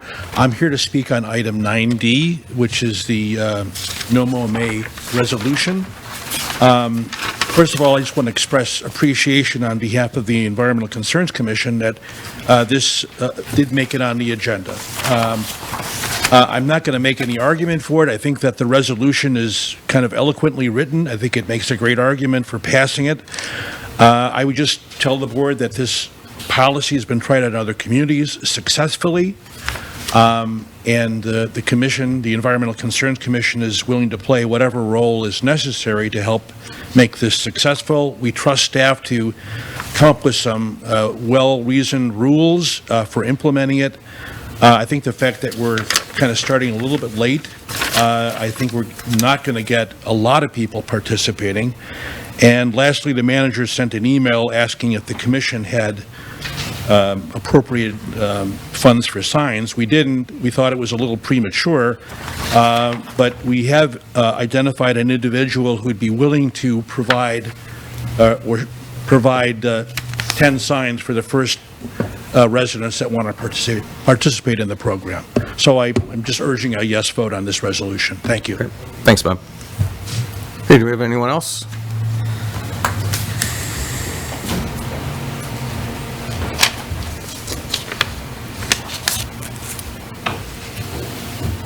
My name's Henry Martins, 55-year resident of Villa Park, continuous. The item I'd like to speak on is Agenda Item 11G, the Planning and Zoning Commission report for March 9th. I'm concerned that important information was left off of that report based on what I saw online. There were a number of individuals opposing the requests as referred to as neighbors. We voiced concerns. The neighbors were voters and taxpayers. One of the people that attended that meeting brought a petition that had 28 signatures opposing it.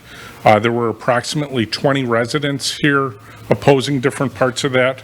I ask you, before you vote on it, to please watch the live recorded feed from 3/9. From the meeting. There were many concerns and questions other than traffic raised. The buyer's attorney had no concrete plans. Two of the people on the board brought that up, that we're changing zoning on something that had no concrete plans. It started out that it was only going to be 10 to 15 people doing administrative business as a headquarters, and by the end, they were talking about wedding ceremonies. The attorney represented the organization, made statements regarding the size of the group and what they do completely different than what their website says. The activities for this new facility kept growing as questions were asked. Why are we changing these zoning requirements? There were two separate zoning requirements. One was special use religious, one was museum cultural center. They could be voted on separately. We're opposed to the facility becoming a large special use facility. Over time, once they get certain changes, they will have nothing to stop large events, large gatherings, tents out there. The only part of that property that is not in the floodplain and the flood wash, which is a deeper depth of a floodplain, is the actual building itself, which our people in town reported had an occupancy level of 50 people. We ask you to please contemplate the long-term consequences of the zoning change on that property and the added traffic that it would bring to the Riverside, Madison section of town. Okay, thank you. Just as a point, we are not voting on that ordinance tonight. That's just for the minutes from the meeting, and we don't even vote on it. It's just noting that it's out there. That will come to the board, I don't know, first meeting in April? Yeah, first or second meeting in April, the actual ordinance will come before us to vote on. So, and at that point, you can come as, public comments at that point, too. Okay. Go ahead, man. If I could, President Kazone, when we have the actual request for the special use, it will have the entire record from the Planning and Zoning Commission meeting. This is just a report that summarized the activities of the Planning and Zoning Commission. So that information will come to them in terms of the motions and and the discussion. I don't know if they're still doing a transcript and submitting the full transcript. But the board will get a full packet, more than just the report from the chair. More than the one-page letter. Right, yes. Yep. Very good. Thank you. Thank you for your time. You're welcome. I'll sign it. Anthony Odo, 211 South Villa Avenue. I'm here to speak about the rec center plan. And I don't know if a number was given out for on-site parking stalls. But I saw, the ability to expand the parking later on.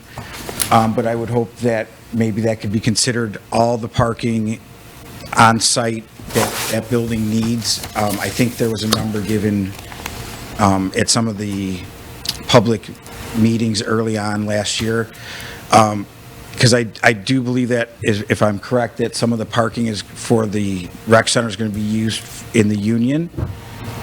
Public parking to offset the number that they need to have the right amount of parking.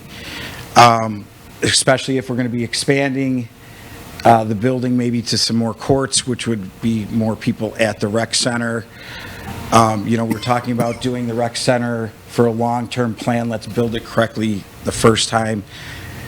And if the Union parking is going to be used as some of additional parking, there's been some, problems with other projects in town not fulfilling what's going through. So I think the parking should be kept for if all the parking that's needed for the rec center should be built on the rec center and not be contingent on some other planning that has to be done. So just take that into consideration now, because the cost to do that additional parking down the road will probably be a lot more than it would do to do it in the initial stage. And hopefully the rec center is very successful and gets a lot of use in the baseball fields and everything, and let's have the parking now. So that's all. Thank you. Thanks, Tony. Okay, anyone else? Okay. None? Okay. Item 5, amendments to the agenda. Do we have any amendments? Okay, seeing none, we'll move on to the consent agenda. Item 6A is minutes from the Board of Trustee meeting and the Committee of the Whole meeting on March 13th, 2023. And 6B, the bill listing for the weeks of March 13th and 20th, 2023, in a total amount of $725,030.74. Do we have a motion for the consent agenda? Trustee Kumar? I will make that motion. We have a second? Trustee Murphy? I'll second that. Okay. Questions or comments? Trustee Kozar? Yeah, for the Committee of the Whole, under 4 public comments, it says discussion ensued on speeding in the village and utilizing red light cameras. I believe it was speed cameras, not red light cameras. That change could be noted, please. Okay. That will be noted. Okay, any other comments? Okay, Clerk Kornacki, please. Okay, Trustee Patrick? Yes. Trustee Kumar? Yes. Trustee Salela? Yes. Trustee Kozar? Yes. Trustee Murphy? Yes. President Kazone? Yes. We move on to item 7A. It's the first reading of an ordinance to be codified It's the ordinance of the Village of Villa Park, DuPage County, Illinois, amending Chapter 2 to change the name and the mission of the Cable TV Commission. Manager Harline. The Cable TV Commission, as is currently known, seeks to change the name of the commission, and at the request of Trustee Patrick is presenting a proposed rewrite of Chapter 30, Roman numeral 30, Sections 2-3001 to 2-3008. The proposed ordinance is consistent with contemporary viewing habits. Staff recommends passage along with adoption of a production and broadcast / streaming guidelines.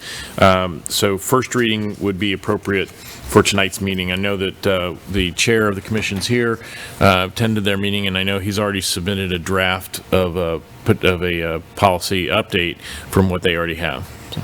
Okay, thank you. Okay, in discussion. Trustee Patrick. Mr. President, I'd like to make a motion to waive second reading. To waive the first reading? First reading. Okay. Okay, we have a motion to waive the first reading. Do we have a second? Trustee Kumar? I will make that second.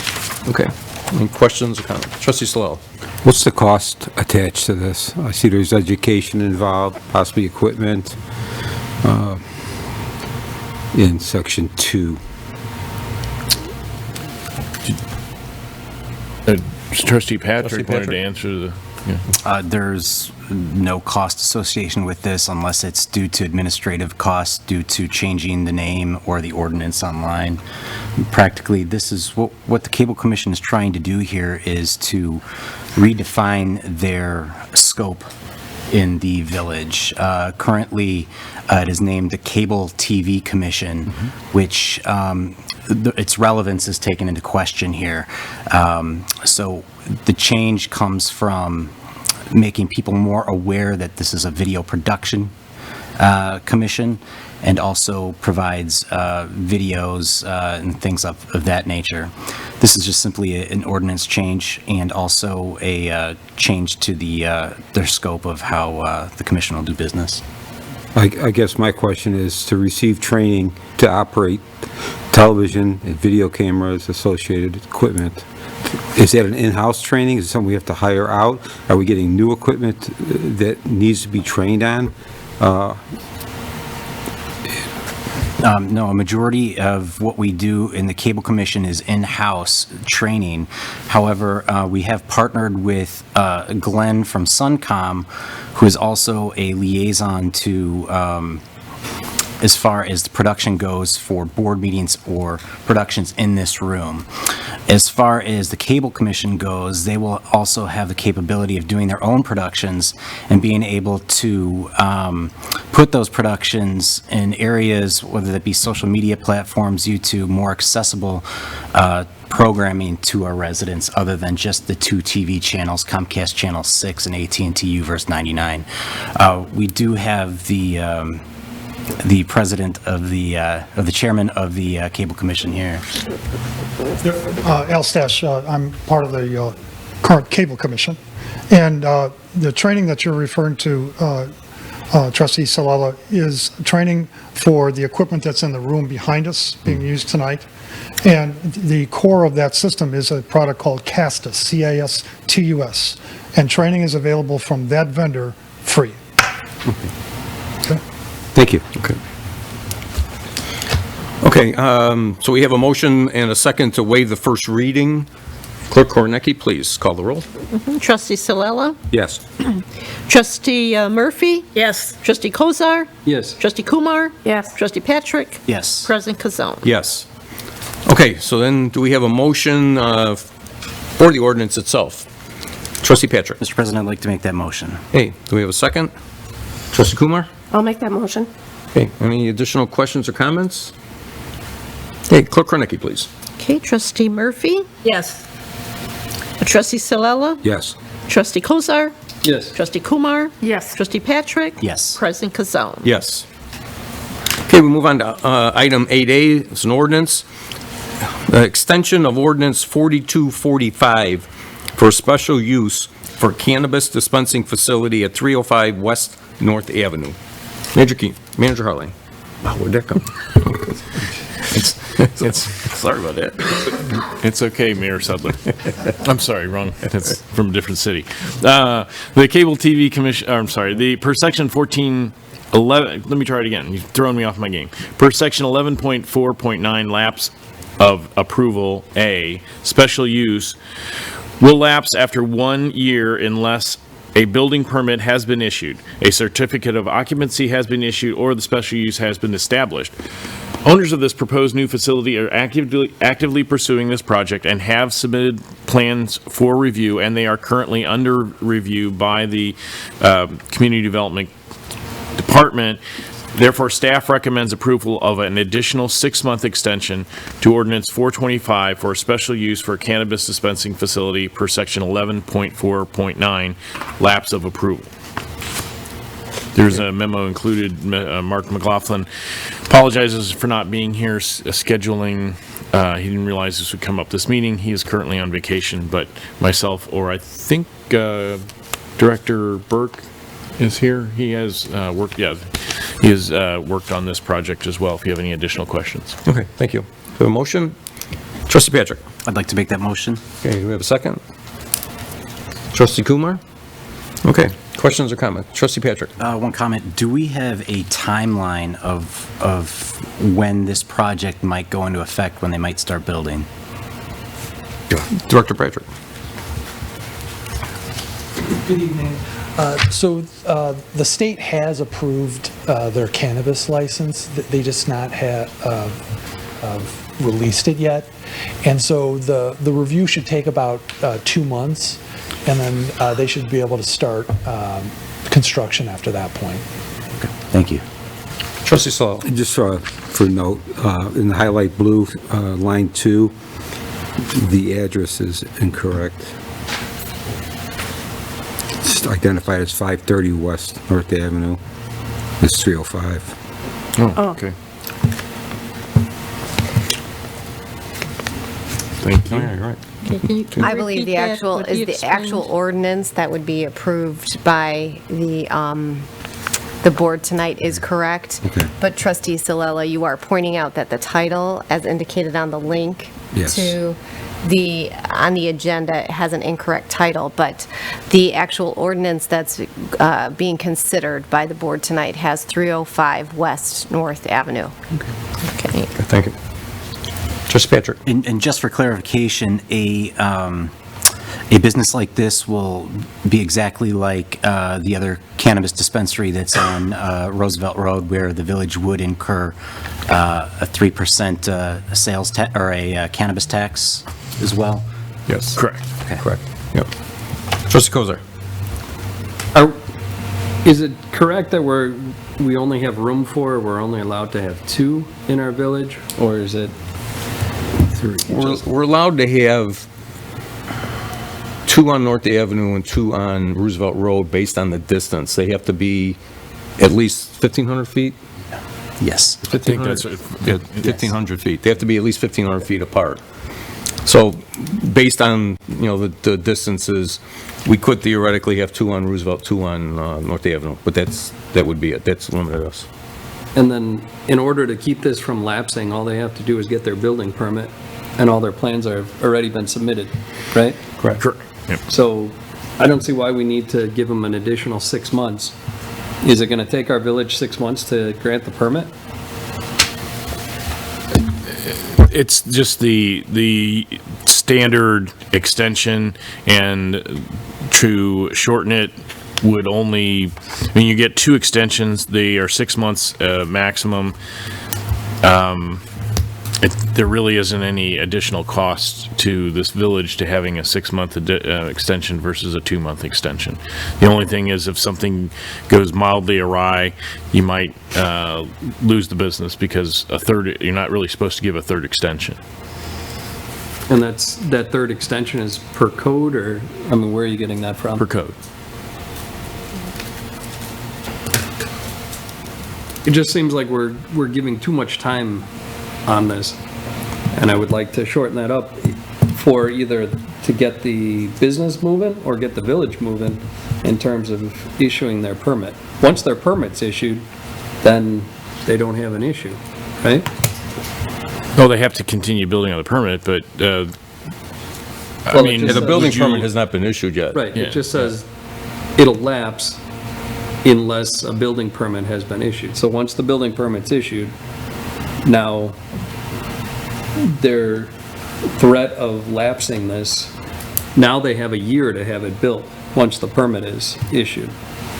Well, I'd like to ask Director Burke if there's I know that you've worked with them, if there's any sense that the owner has been dragging their feet. I think there have been some issues in getting their licensure from the state. I think that has been some of their delay. I understand what you're saying, but I think of all the places we want to try and make life more difficult for a business to make sure that they don't cause problems for the village. This is probably not one that, there's not a lot of gain here to shorten that extension. But if you want to. The issue has been the issuance of the cannabis license. They have been paying rent on this building. They want to get moving as soon as possible. And my understanding is, now that we have their plan submitted, it'll take us about 2 months for that review for them to start. But I do think the 6-month extension is standard in our code.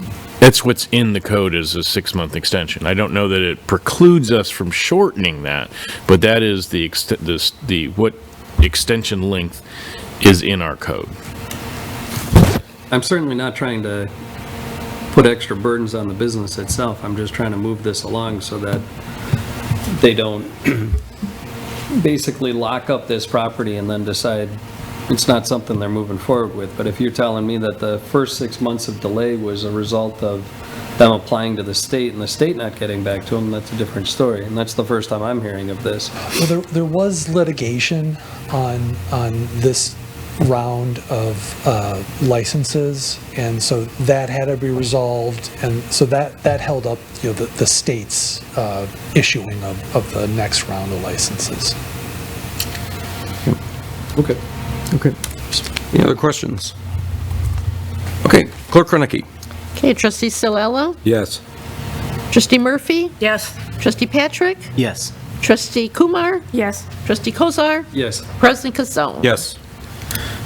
Okay, move on to item 9A is a resolution of the Village of Villa Park, DuPage County, Illinois, approving the purchase of a 2023 Western Star 47X tandem axle plow truck through the Sourcewell Cooperative Purchasing Program in an amount not to exceed $253,555. Major Harline. Public Works and Fleet Maintenance have identified a need for replacement of an existing 20-year-plus old plow truck that has reached end of life. Staff requests approval of the purchase of a 2023 Western Star 47X tandem axle plow truck through Sourcewell Cooperative Purchasing Program from Lindco Equipment of Maryville, Indiana, in an amount not to exceed the $253,555 mentioned. Funding would be taken from the Equipment Replacement Fund, account number 65.502.02.401. Director Guerra from the Public Works is here. If you have any questions about the reason for replacement of the vehicles, this does satisfy our long-term strategic plan goal for being committed to replacement of long-term fleet equipment. Thank you. Okay, do we have a motion for the resolution? Trustee Kumar? We have a second. Trustee Solella? Any questions or comments? Trustee Kozar? Does this truck have like a dual purpose when it's not snow plowing? Yeah. What does it do in the off-season? Yeah, I'll do. Director Guerra?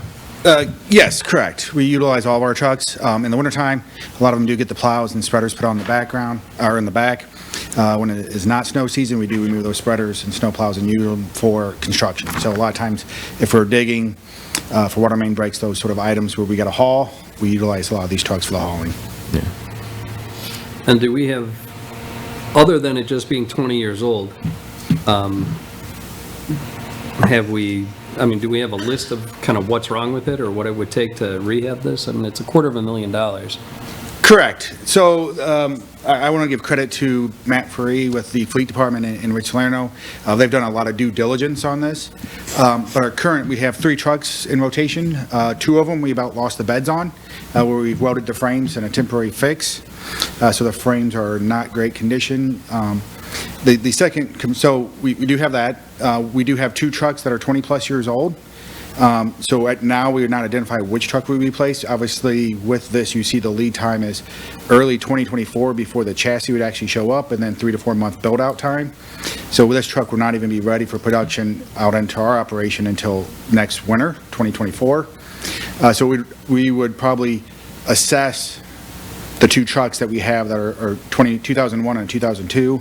We will review those trucks to see which is in worse shape. Obviously, we want to keep the better truck for our fleet, and then we'd probably then go to auction. So, I mean, at this moment in time, we would be scheduling the 2001. However, thankfully, we've had a pretty light winter season this year when it comes to snow plowing and salt operations, which hasn't really taxed our fleet as much. But we're unknown with 2023, so we would want to review those trucks at that time after that completion, as there could be more wear and tear on those trucks at that time. Yeah, go ahead. So I would like to just table this for the next meeting and have the opportunity to look at those trucks so that I can better justify the spending of the $250,000. I should mention, I don't know if we put it in the memo, but I think, we did.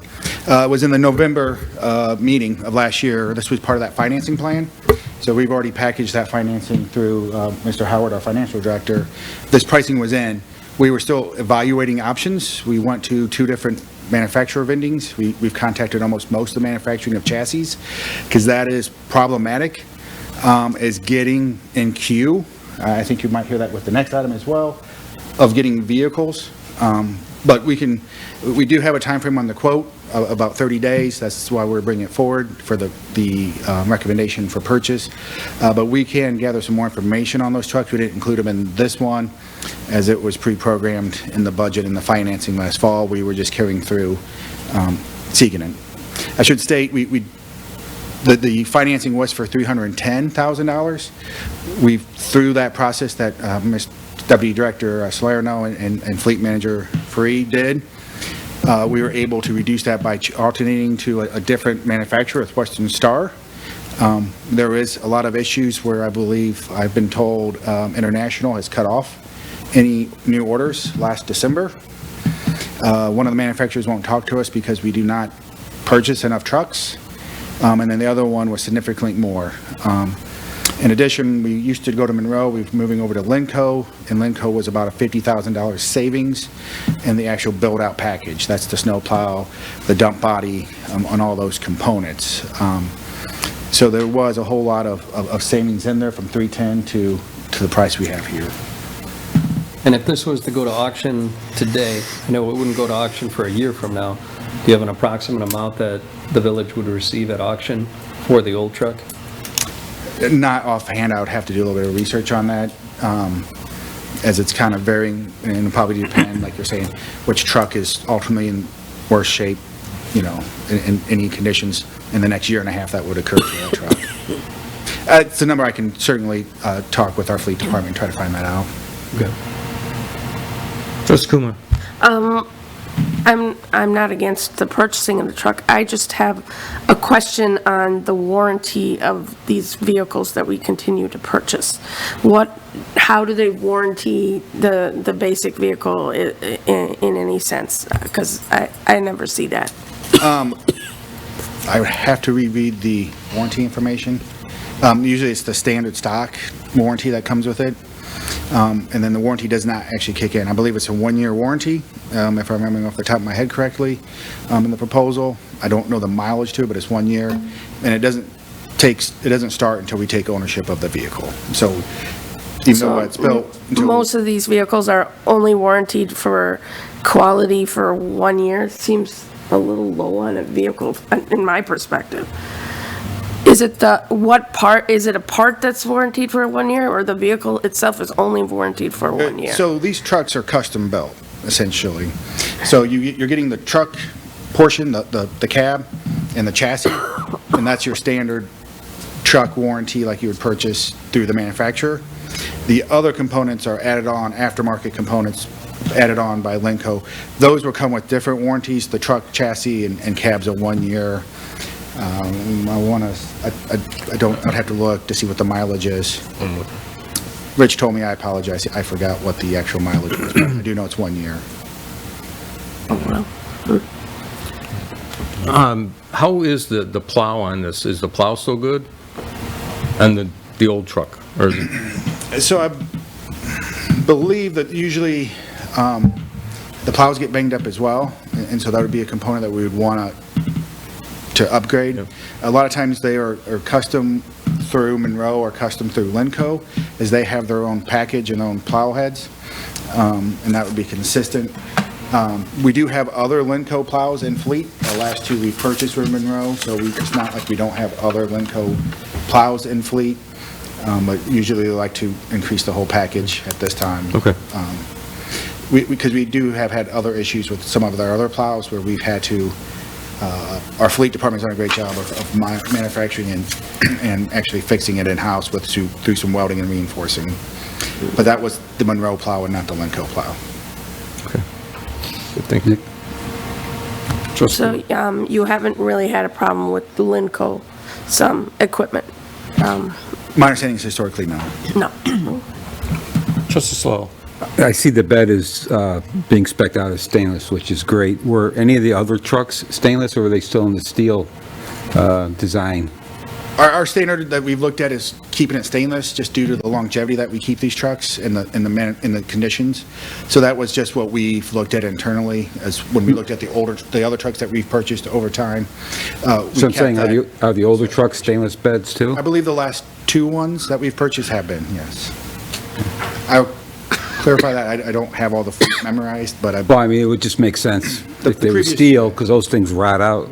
And so that's Rich and I'm sorry, Deputy Director Salerno and Fleet Manager Furry have been the ones that spec these out, and they usually look at those cost savings, but we're also looking at keeping them for an extended amount of time. So that is an additional cost in a steel. However, we're looking to keep this truck in probably service for another 20 years. No, I was just making the comment to justify the purchase. Yeah, yes. If you had expense, being stainless, it's higher, but the longevity's there, and we won't be here again asking 10 years from now when a steel bed rots out. So I was just wondering what the... I want to say I know for sure. I think the last two trucks were Mack trucks. However, that was an additional expense, quite a bit more for that truck and chassis, and that's why we're looking at Western Star. As one, they do have truck chassis available next quarter. It will be delivered in like April of 2024. And that was one of the components, and then the savings was the other component. Like everything steel, car prices all skyrocketed. And so they have done a great job of bringing it back closer to what our original budgets were for vehicle replacement. Thank you. Thank you. Any other questions or comments? Okay. Clerk Kornacki, please. Are we voting to table it? Yeah, are we voting this just as it is, or is this the tabling request? sorry? Is this the tabling request, or just to vote as I'd is? like to make a motion that we table this till the next meeting. Okay. So the appropriate motion would be a motion to postpone to the next regular meeting on April 10th, I believe is the next meeting, Correct. to the date certain. So I make a motion to postpone the vote on this until the next meeting of April 10th. Okay, we have a motion, we have a second.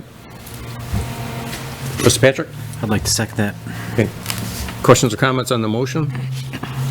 Clerk Kornacki. Okay. This is the postpone date certain to April 10th. Okay, Trustee Silella? No. Trustee Murphy? No. Trustee Kumar? No. Trustee Patrick? Yes.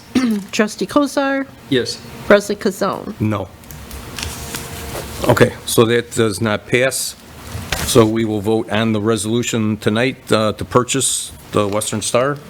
Okay, do we have a motion on that? We already have that. Oh, we have, that's okay. Yes. Okay, any questions or comments? Okay, Clerk Kornacki, please. Okay, Trustee Murphy? Yes. Trustee Patrick? Yes. Trustee Salella? Yes. Trustee Kozar? No. Trustee Murphy, I'm sorry, I said that already. Trustee Kumar? Yes. President Kazone? Yes. Okay, so that passes. Okay, item 9B is a resolution of the Village of Villa Park, DuPage County, Illinois, approving the purchase of two 2023 Dodge Durango police pursuit vehicles through the Thomas Dodge Chrysler Jeep dealership located in Highland, Indiana, in a total amount of $84,014. We have a motion for the resolution. Trustee Patrick? Mr. President, I'd like to make that motion. We have a second. Trustee Kumar. Questions or comments? Trustee Salella. Am I reading it correct by saying that we're going with the alternate engine, the Hemi motor, opposed to the base V6 that's also identified in there? I'll leave the answer up to Deputy Chief McCann. Put the bid together. That's correct. All our Dodges do have the Hemi engine for better performance, and also back when we used to have the Dodge Chargers, we did try out the V6 engines with that, and our garage could confirm that we had a lot of problems with the V6 engines.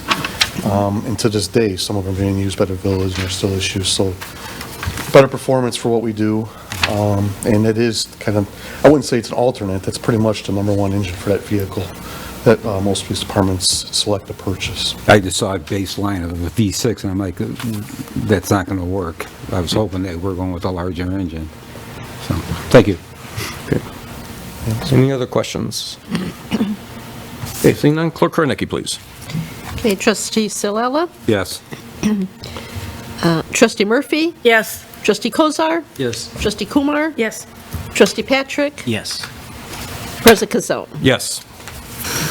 Okay, we'll move on to item 9C. Resolution of the Village of Villa Park, DuPage County, Illinois, approving a contract with Globe Construction, Inc. of Addison, Illinois, for construction of the 2023 sidewalk program in an amount not to exceed $147,219.38. Manager Harley. The replacement of substandard public sidewalk at various locations throughout the village is proposed as part of the 2023 sidewalk program. Globe Construction was the lowest bidder for a competitive joint bidding process held by the Village of Woodridge in 2022. Terms and conditions of the 2022 competitive joint bid will be carried forward to the Village of Villa Park.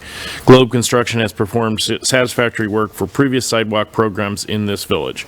Staff recommends the approval of the contract with Globe Construction in an amount not to exceed $147,219.38. Funds for the sidewalk program are budgeted in calendar year 2023 in capital projects fund according account number 64.502.10.299. The item satisfies the village short-term complex strategic plan goal.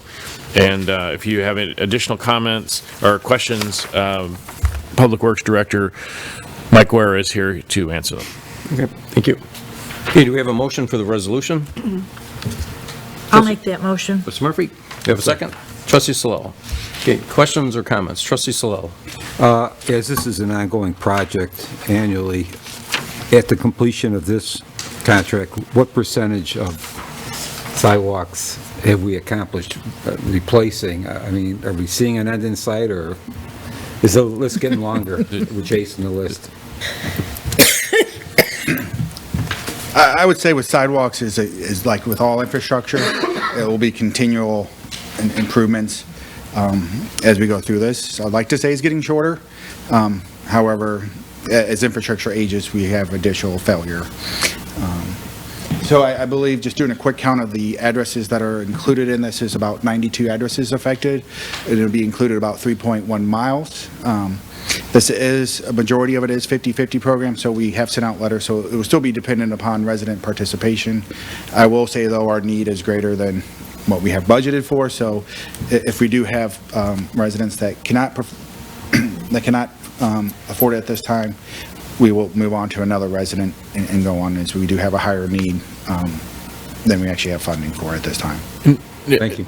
Just a couple other points. In projects like on Monterey, those sidewalks are going to be replaced in a different as part of that project. That won't come out of this funding. And we also, I would note that the Public Works Department has approached District 88 to see if they're interested in replacing some sidewalk along Ardmore as part of this match program. We haven't, this went out today, so I don't have we don't have an answer back, but we are aware of some sidewalks that have been brought up publicly to us that could use some attention there. That's it. Okay. Is there still quite a bit of waiting list for sidewalk? I would say yes. I want to say in the neighborhood of, if we could do it all, I think it was around 300,000. So obviously, 150 is about half. And this does include, I should say, kind of some of the guidelines of our program is it is 50-50. This is for resident education. It is 50-50 for components that they wish to replace or damage sections on their sidewalk. The village pays 100% of the cost for any sidewalk portion that is damaged by trees, from parkway trees. I should delineate parkway trees. If our parkway tree heaves the sidewalk, we do replace that at 100% and not at the resident. And additionally, the ADA sidewalks at the ramp location for ADA is at 100%. So I say it's 50-50. The funding split comes out to be usually 60-40, 65-35, where the village pays that portion. So that is also included. But I think to answer yours is yes, we still have a long list after we complete this. Okay. And I believe there are some other funds and other accounts to do some of the work that you're describing there. So this is not the entire sidewalk replacement. Correct. Yes. I guess to add to Manager Harline's, as he stated, as part of our Monterey, we got very favorable bids. So the last change order included all sidewalks. So all sidewalk on Monterey will get replaced with the project that's occurring. Additionally, we are doing some more resurfacing that will be forthcoming through bids to this board with the remainder of our Rebuild Illinois funds. And included in those is some additional sidewalk program that we were looking at with MFT funds that becomes eligible. So we're packaging those two bids together. So this is not the comprehensive all sidewalk improvements in the village. This is just the portion that we utilize for our participation in our 50-50 program. So there will be additional improvements to the sidewalk. And additionally, we will do some with our own crews in terms of repairs to any openings in the right-of-way and such forth as well. Okay, good, thank you. Any other questions? Trustee Kozar. So I think it's too late for this year, but for next year when we do this, I would like every concrete company that is in Villa Park to have the opportunity to bid on its own concrete in Villa Park. We always talk about shopping local. This is an opportunity to shop local and give that business to our own. Is there any reason we don't do that? Well, and I don't know that that's a question for you, that's a question for our manager. Well, this is a cooperative bid, as pointed out. I guess we could reject, stop doing cooperative bidding, doing our own bid, and making sure that all of our, all the local-owned businesses are included in that. But since we're trying to save time, staff time and energy and money by going with cooperative bids, we didn't dictate to Woodridge how to do their bids. But, I mean, we could do our own bids in the future and send it to all the concrete places in town. And then if they have the best bid, their costs of doing it that way, there's time and other projects. So we can do it that way if that's what you'd like to do for next year. But the reason this was, we went with a competitive bid, I don't know which companies were asked to bid in this process.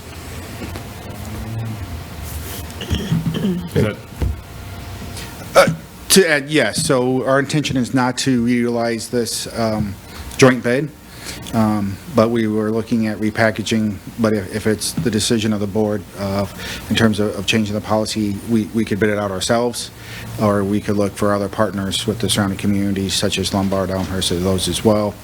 But that would not preclude any local businesses from bidding. We would have to follow the lowest competitive qualified bid in an open bid setting. It currently is our code reads, but that is something that we could do next spring. Good. Thank you. Any other questions? Clerk Kornacki, please. Okay, trustee Kumar? Yes. Trustee Patrick? Yes. Trustee Murphy? Yes. Trustee Kozar? Yes. Trustee Salella? Yes. President Casal? Yes. Okay, item 9D is a resolution of the Village of Villa Park, DuPage County, Illinois, to enact a no-mow till Mother's Day program. Major Harline. At the recommendation of the Environmental Concerns Commission, the staff is recommending establish of a no-mow until Mother's Day policy. The communities of Lombard and Westmont and many others have successfully implemented such programs that have been shown to be beneficial to pollinator species like honeybees. The staff recommends having households sign up with code enforcement so that they can track those who are participating officially versus those who are merely participating by inaction, which we don't encourage. But the idea is we would take the first 50 and just see how we're doing.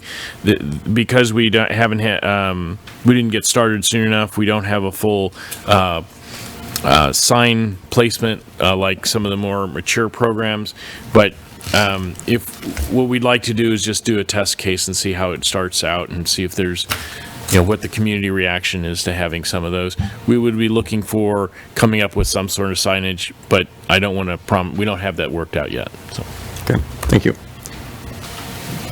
Trustee Kumar, How? you have to make a motion, please. I will There's make a that motion. Okay, thank you. We have a second? Trustee Patrick. I'd like to second that motion. Okay, questions? Trustee Kumar. I'm happy to see this go through. I have a family that does a lot of gardening, and honeybees are super important for that, and I do like the no mow policy till May initiative, basically till Mother's Day. My thing is, how do you sign up? What's the way that the individuals? Manager Harline will tell you. Yeah, we're asking people to come into community development and sign up there. We will. Our plan is to develop a online sign-up form, but it's not developed yet. Okay. We kind of, I kind of didn't want to miss this meeting and get it on the agenda, and I didn't have it. I mean, an online Google form would work great. Yeah. It takes 10 minutes. Yeah, it's not. I don't think it's a very complicated program to set up. I just wanted to make sure we had the approval of the board before we went forward with it, because it does involve allowing people not to follow one of our codes. Trustee Patrick. Thank you. I would like to commend the Environmental Concerns Commission on the No Mow May initiative. It is extremely beneficial to our environment, and as small as it may sound, our pollinators, especially in early spring, really rely on a lot of those grasses, those clovers and things that spring up. Not a lot of people know this, but 1 out of every 4 bites of food that we eat is directly related to pollinators. So if you can imagine that,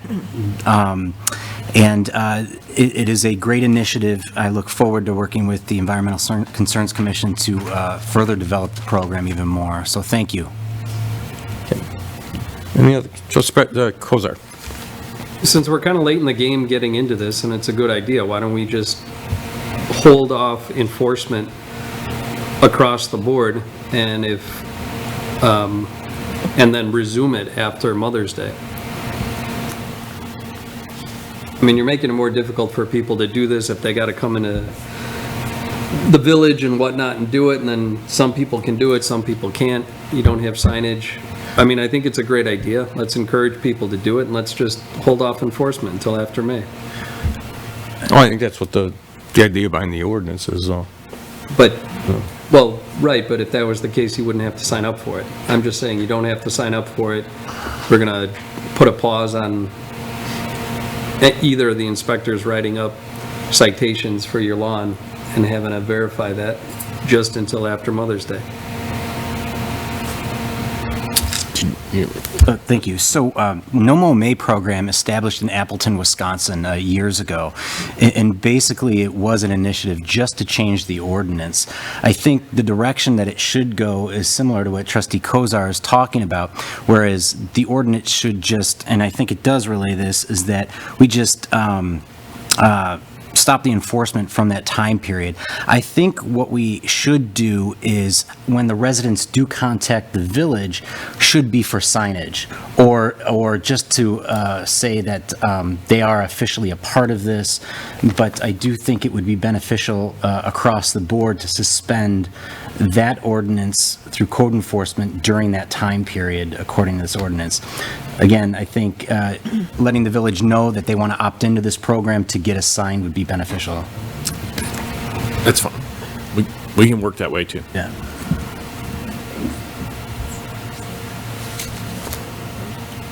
Yeah, if we do it that way. Yeah. Okay.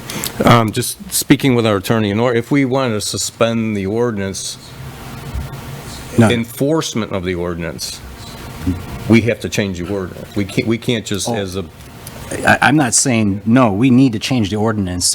Many other municipalities other than Appleton, Wisconsin have opted into this program, and they have also submitted the copies of their current ordinance and how it changed to this. So yes, an ordinance change is necessary in order to comply with a program like this. What I'm saying is that within that ordinance, we specifically say that during this time period, we are not going to enforce the height of the grass. So, may I Yeah, just go ahead, address sure. for clarification, Trustee Patrick? So you're recommending a permanent codification of this program? Yes. Okay. Which is basically what we have here, though, right? Well, essentially, what this program does is allows for the village to suspend enforcing a provision of the municipal code. Trustee Patrick is advocating for an actual amendment to the chapter, the relevant chapter of the municipal code in order to establish this program, from what I'm understanding. So are we redoing a code, or are we making an amendment here? Because all we need to do is either revise the code or make an amendment to it. You're not making an amendment to the code, you're just withholding, you're suspending enforcing the code regarding the lawn care Well, then I practices, would make an amendment. I would recommend an amendment. which hasn't been laid out in this ordinance yet at this point. So what, this code, there's a provision in the code regarding the plants and declared nuisances with respect to the length of the grass and mowing and enforcement proceedings with respect to that.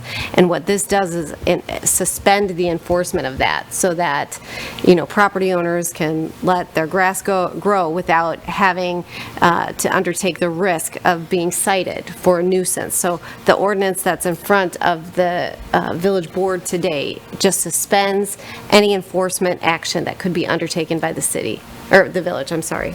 If they register their house. The way it's written is if they're registered Right. within the program. And that's the idea, because if you say, well, we're not going to enforce it anywhere, well, how do you know that after this, does it they're not, It doesn't, I don't think it matters. I think we need to make that revision right now to suspend it across the board.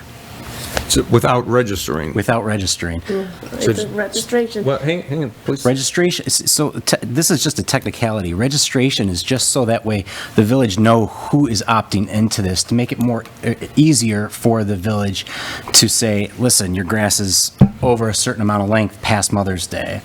I think that if there is somebody that's abusing that past Mother's Day, code enforcement would be clearly able to tell that they've had their grass growing longer than that time period. Suspending it across the way makes it so much easier for code enforcement as well, and it allows more people to opt in without even declaring to the village that they're doing it. As far as letting the village knows that they're doing it, I think it's more about the benefit of having people do it and want to be a part of it, and the signage is something that shows pride in doing that.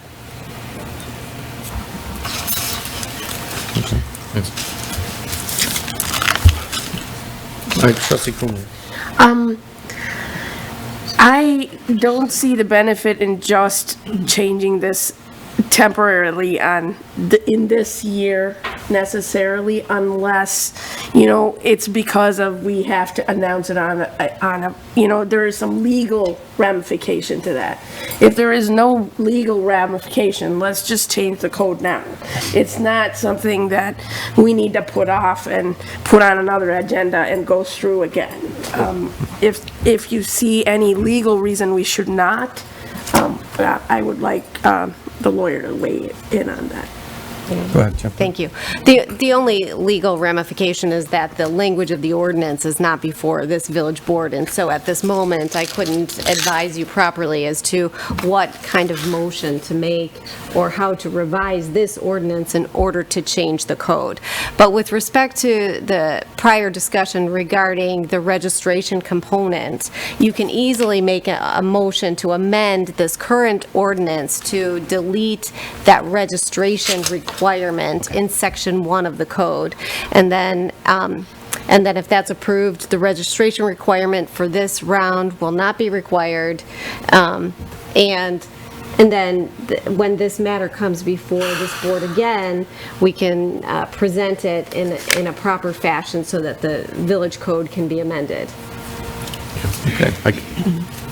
If I could, what I would recommend is just change the resolution to read section 1, that the Village of Villa Park, so striking prior to and the wrong date, the Village of Villa Park, and switch may to shall, suspend the enforcement of municipal code, excessive heights, et cetera, until Sunday, May 14th, 2023, and strike the part about registration, and then if you want to leave the language about why, then you can, but that would just make it, that would take care of the issues that have been expressed. And I can give you a version here in just a second if you want to take a look at that. Okay.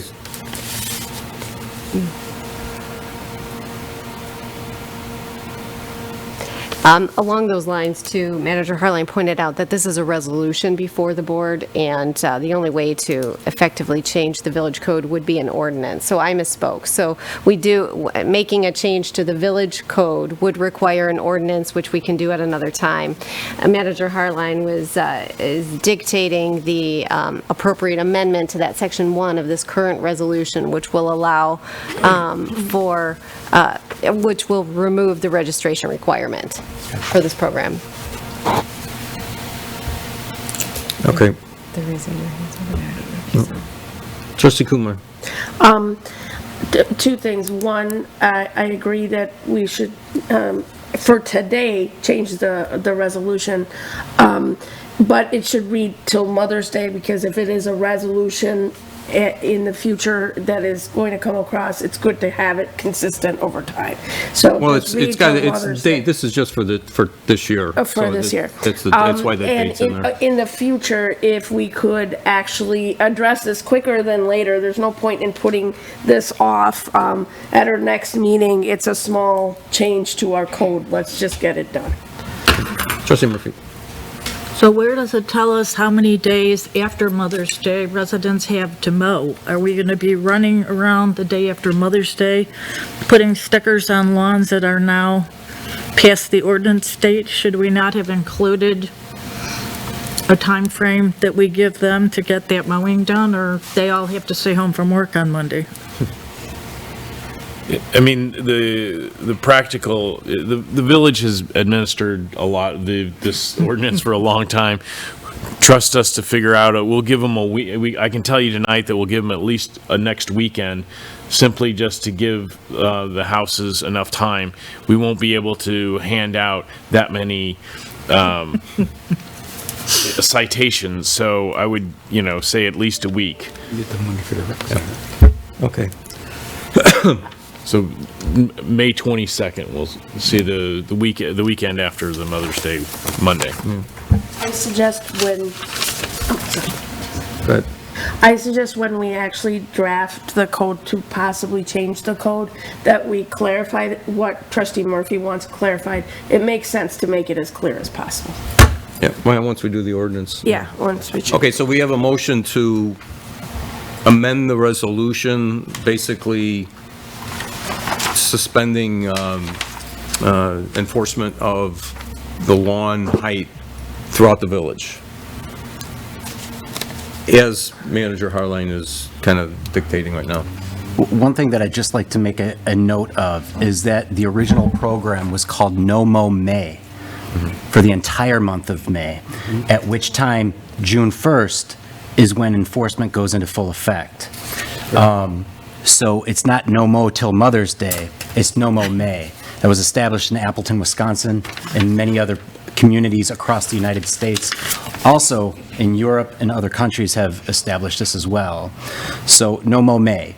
And again, I just want to reiterate the importance of our early pollinators and the benefit that they bring to our environment. And if that means an extra week of tall grass that other trustees might have to look at, I think it's well worth the investment. Trustee Kozar. So I make a motion that we strike the language of Section 1, that prior to May 8th, 2022, that's stricken, starting with Village of Villa Park may suspend enforcement, so forth. Then carrying down to the first sentence on the second page, we strike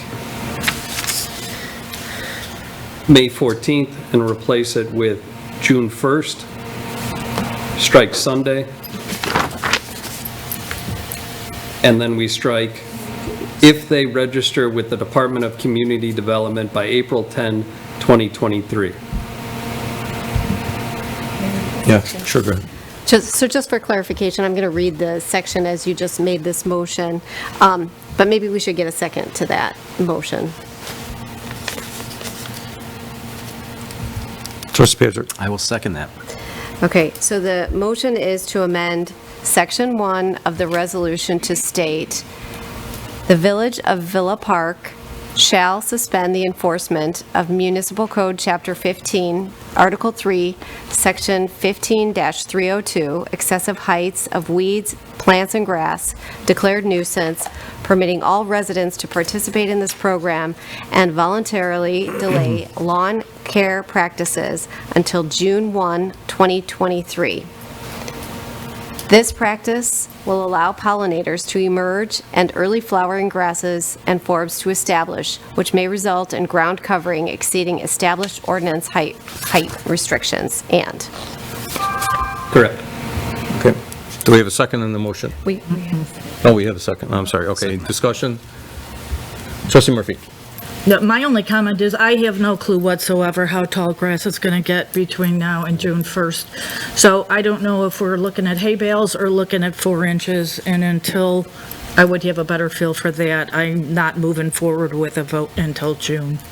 Yeah, okay. Trustee Kumar. It's, I just want to make a comment. It's optional. If you don't like your grass to be taller than so, just mow your lawn. It depends on how much you like the bees versus the grass, and that's your personal choice. Yeah. Well, and I don't want to live next to it either. Yeah, that's my point. That's my opinion. Okay. All right, any other questions, comments? Clerk Krenicki. Okay, Trustee Salella. Yes.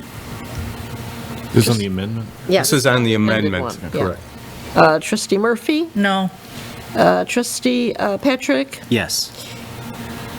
Trustee Kumar? Yes. Trustee Kozar? Yes.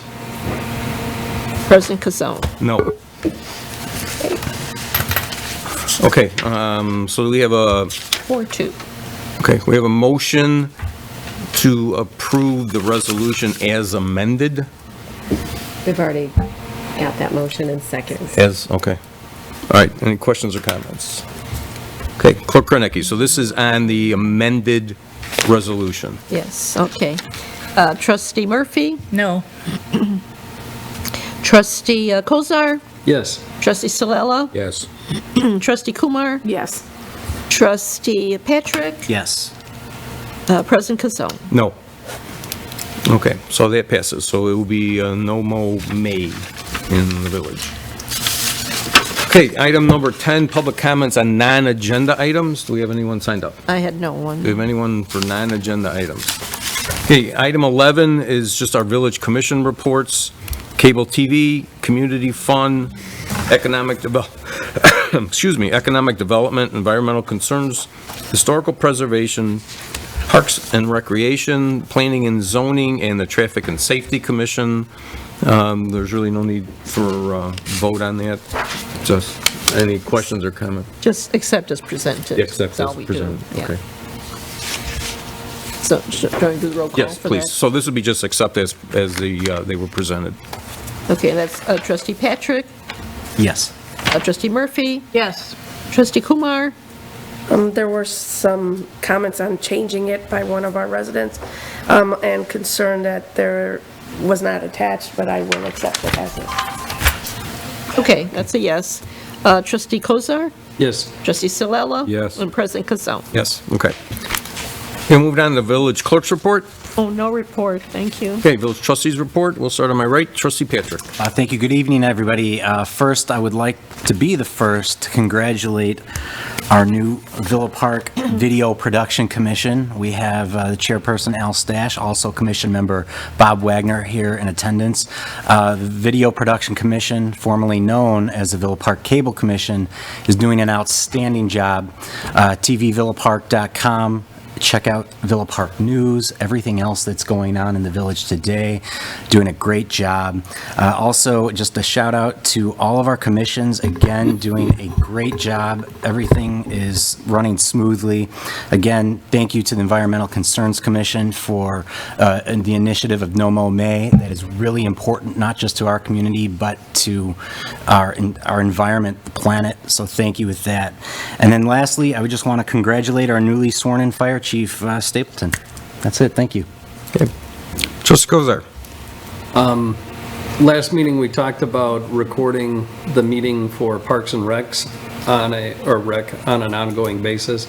I just want to confirm that that will be done.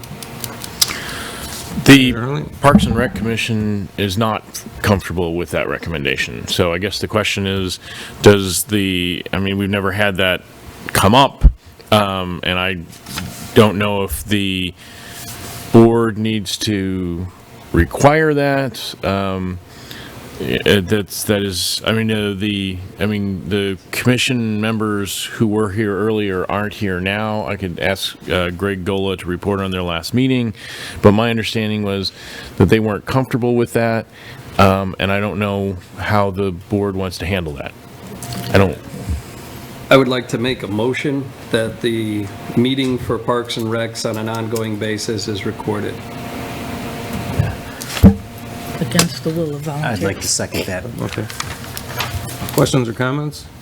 Trustee Murphy. Just for clarification, though, there's not an agenda item on the agenda that would allow for that actual action item Okay. at this time. Okay. So, if the board would like to give the manager consensus regarding, adding that item to the agenda, you can do so, but an actual motion and a vote on an item that's not on the agenda can't be done at this time. Okay. All right. So we can do a consent, you want to do a consensus on putting that on the agenda? Yes. Okay. Discussion or no? Trustee Salella. Is there a way we could find out why they would not be in favor of being televised? In lieu of a big project coming up, I think it's important that it's recorded and things don't get changed in the course of You have conversation. the liaison and the chair, or the department head here. Go ahead, Trustee Murphy. Yes, as the liaison for the Parks and Rec Commission, I was there, and we did have a conversation, and I think first and foremost, everyone is aware and is in agreement with the importance of the position of Parks and Recs over the next 2 years because of the major projects that are underway. But I also feel that the information that people are hoping to glean from these commission meetings is not discussed at the meetings. So we can let Director Gola speak on their behalf, but there was discussion suggesting we could take alternative media measures to get the information out regarding the status of these projects. But in any of the meetings I've gone to, there has been no discussion with respect to sizes of rec buildings or any of the upcoming projects. It is solely a report on activities that transpired and how many people attended different things. So I think, all due respect to our volunteer commission members, if they're willing to put forward the information and updates associated with these major projects, and there was some discussion about doing some videos with this information and posting the videos, I am in favor of that being sufficient and foregoing the videotaping of every meeting. Director Gola?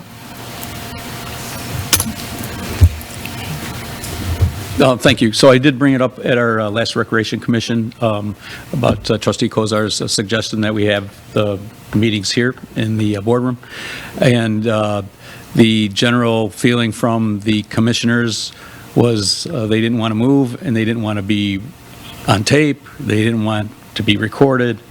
So that was their feelings. I did mention that, you know, what we can do on our end is to bring in Mr. Stash or somebody to videotape some of the discussions that we have regarding Lovekin Park. We have the storyboards showing the progress and present them. So that was one of the alternatives that we had talked about.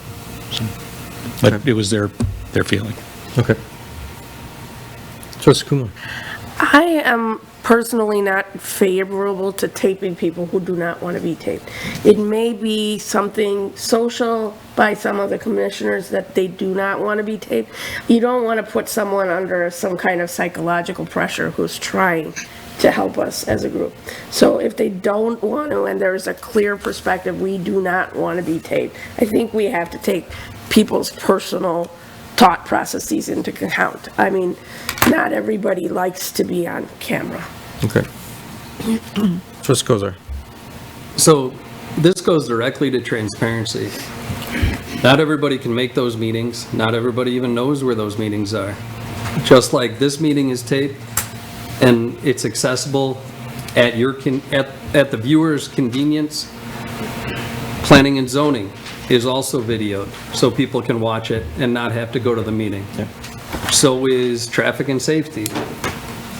It's a voluntary position. Nobody's required to do it. And the fact that they don't want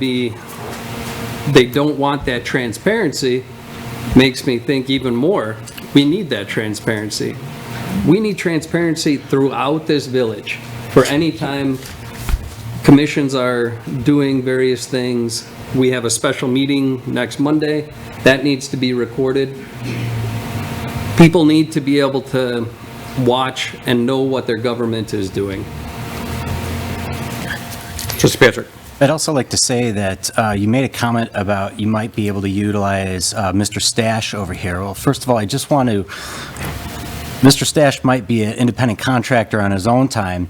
He's also the chairman of the Villa Park Video Production Commission. However, I think it's unfair to say that you're going to utilize him when we have a video production company that we have a contract with that openly allows these meetings to happen according to the contract. We have a budget for it. I think if you want direction from the Video Production Commission, I think it should go to them first before we automatically say that Al Stash. I don't disagree with you. It was just a suggestion that because they were so far against coming and getting videotaped, that it was one of the things that was, hey, maybe Mr. Stash can tape these. It wasn't, he can do it. It wasn't signing him up to it was just a suggestion that it's a way to get some information via videotape out, whether it's Mr. Stash or somebody else, but they were against being recorded. And, they're volunteers and, maybe we get, they won't re-up. I don't know. You have to ask them. That's their own personal feelings. But that was the consensus that they did not want to be up here videotaped. Trustee Murphy. Yes, I would just also like to very sensitively make a comment with reference, we do have one commission member that could potentially have physical challenges in getting to this boardroom and getting into this room. And that person, Director Gola, has been on our commission for how long? I believe he's signed up for his second term. Okay. Trustee Kumar? Yeah, I think we do have to consider people's disabilities, certainly, but there is an option, if maybe recording means they don't want to be on video, it is possible for us maybe to just use a recorder if they don't want to be on, you know, just to record the sound. And that would give us the transparency necessarily. We would have to ask that commission. I don't think you can force commissioners to be on tape, but you have to definitely get permission to a certain extent. I think what you can do is make it a part of, yes, if you join this commission, but then you might be deterring commissioners. It's the truth. Okay, so let's get, Trustee Kozar. So just to be clear, this building is ADA. We have an elevator. So this building is accessible. And I just find it completely ironic that Christine Murphy, Trustee Murphy of all people, is arguing against videoing people. Attorney Wolf? Yeah, there's If no you need would- to bring out a name. Well, Come on. no, because If you it would is cite ironic this because- as a case of bullying? It is ironic because Trustee Murphy was videoing me on the street as I was walking No, down let's the not, street. let's not go into that. This is, Yeah. we're here But to, it- we're it here, is- no, I'm sorry, hang on. We're here to vote on a consensus to put onto the next meeting whether we are going to pass an ordinance to videotape. That's what we're here to discuss.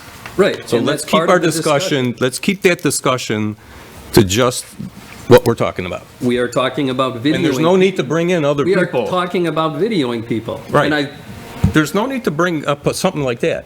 Why I'm isn't sorry, it? because It we're here to absolutely discuss, is. we're here to It discuss one item. absolutely is. No, I disagree. And as the head of this meeting, I'd like to do the consensus right now. All right. Hold on, do you? Or can I keep, please? Okay, consensus to videotape Parks and Rec Commission meetings. Trustee Murphy? No. Okay, Trustee Kumar? No. Trustee Salala? Yes. Trustee Patrick? Yes. Trustee Kozar? Yes. President Kazone? No. Okay, that's Okay, 3-3. So that's 3-3. Okay, so that will not be on the next meeting. But if 3 trustees request something to be on an agenda, it will go on an agenda. 4. So we don't need a consensus for it. 4. We need a consensus here? I'll have to look up the city code, and if at a later time, if the appropriate process is followed to get an item on the agenda, the board members that would like to see that item on the agenda may do so. Okay. So I think we've gone through this already, though. It's 3 trustees. Well, the attorney she said she'll come up, you know, if it's allowed, then she'll bring it up. They can go on the next meeting. It is allowed. There may be a procedure required, it may need to be in writing. I would need to just evaluate the code, and if the code allows for it, it will be placed on the agenda. Okay. Anything else, Trustee Kozar?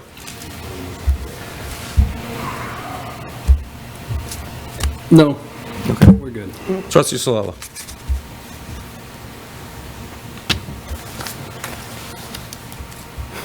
Yes. No, we're just. Wait. I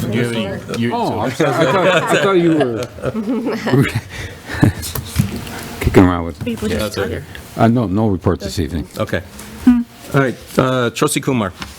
A couple of things. I just ask that you be friendly voters and go out and vote for whoever you would like to vote for. Also, if you are interested in giving us feedback, please comment on the feedback with respect to the community center any of us will take your feedback, including, I'm sure, Manager Hardline and all the trustees, whoever you feel comfortable with regards to what you want in the community center. Please watch the meeting and give us some feedback. I would love to hear from any of our residents on that fact. Also, the EDC met, and they will be going out to visit businesses, connect with businesses. They have made a resolution to visit at least 4 businesses per member, which I think is a great initiative, and I just want to make it known to the businesses of Villa Park that you might be getting a visitor. Please cooperate, it's for your benefit. Thank you. Great. Trustee Murphy. Yes, thank you. I have 2 resident important dates for anyone that's interested. Scarce and the City of Wheaton are sponsoring a major recycling event at DuPage County Fairgrounds this Saturday, April the 1st. I believe it's running from 8:30 in the morning till noon, but I would highly encourage you, if you have some things that you've been holding all winter and are anxious to have them recycled, check out the DuPage County Fairgrounds website. All of the information is posted.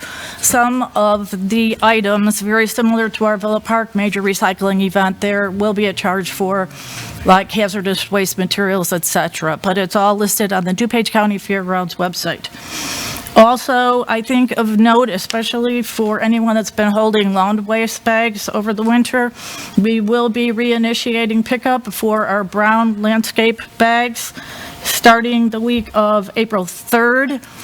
The Jewel, our local Jewel, although we probably have multiple sources for picking up your stickers, if you tend to purchase them at the Jewel, they are not in stock yet, but they are anticipating that you can purchase them starting the 1st of April. Again, our pickup will be along with your regular garbage. It's the brown bags for your lawn waste, and they will need stickers on them. Also, I would like Attorney Wolf, Manager Harline, and President Couzone to make a formal citing of a harassment and bullying complaint against Trustee Kozar for his actions at this evening's meeting. Thank you. So, wait a minute. You're stopping me from talking about one of our trustees, and then one of our trustees goes right around and does that, and you say nothing. No, because it's totally different. And I don't know what our attorney feels on that. Making a comment like this, is it acceptable at a board meeting? Yeah. I can't control what's said at the trustees' report component.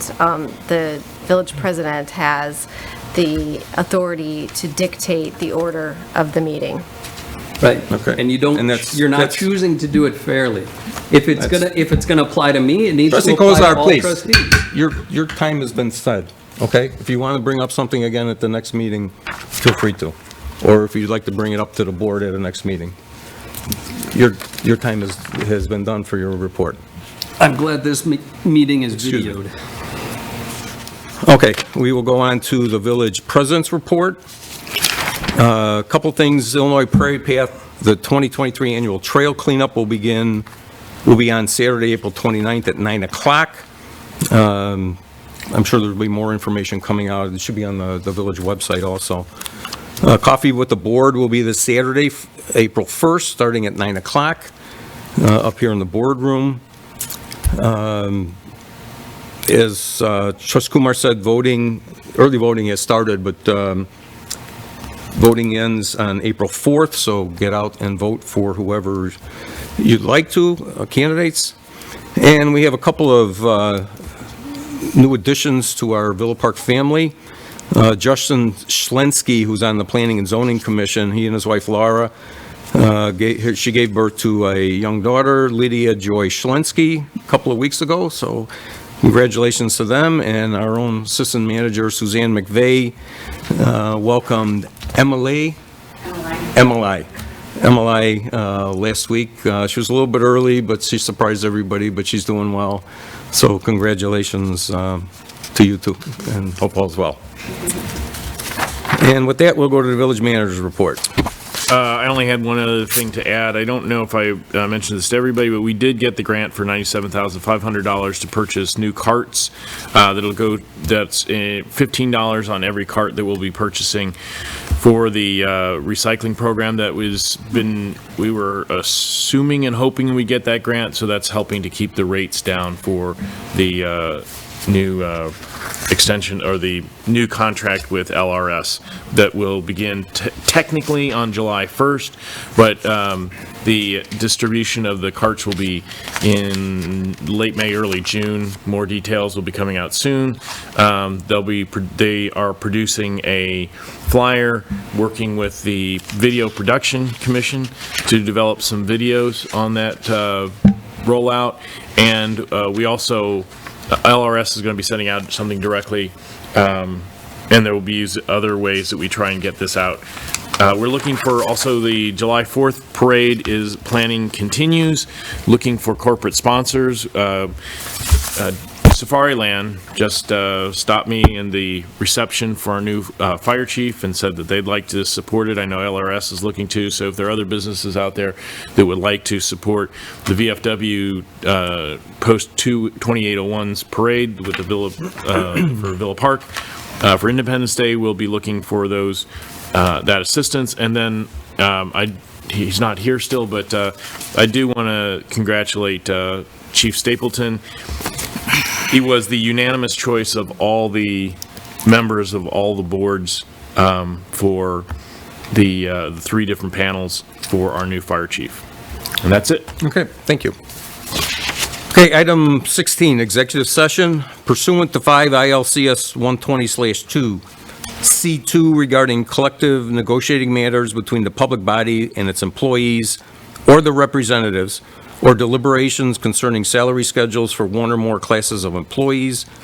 And item C11 regarding litigation when action against, affecting, or on behalf of the village has been filed and is pending before court, or when the village finds that an action is probable or imminent.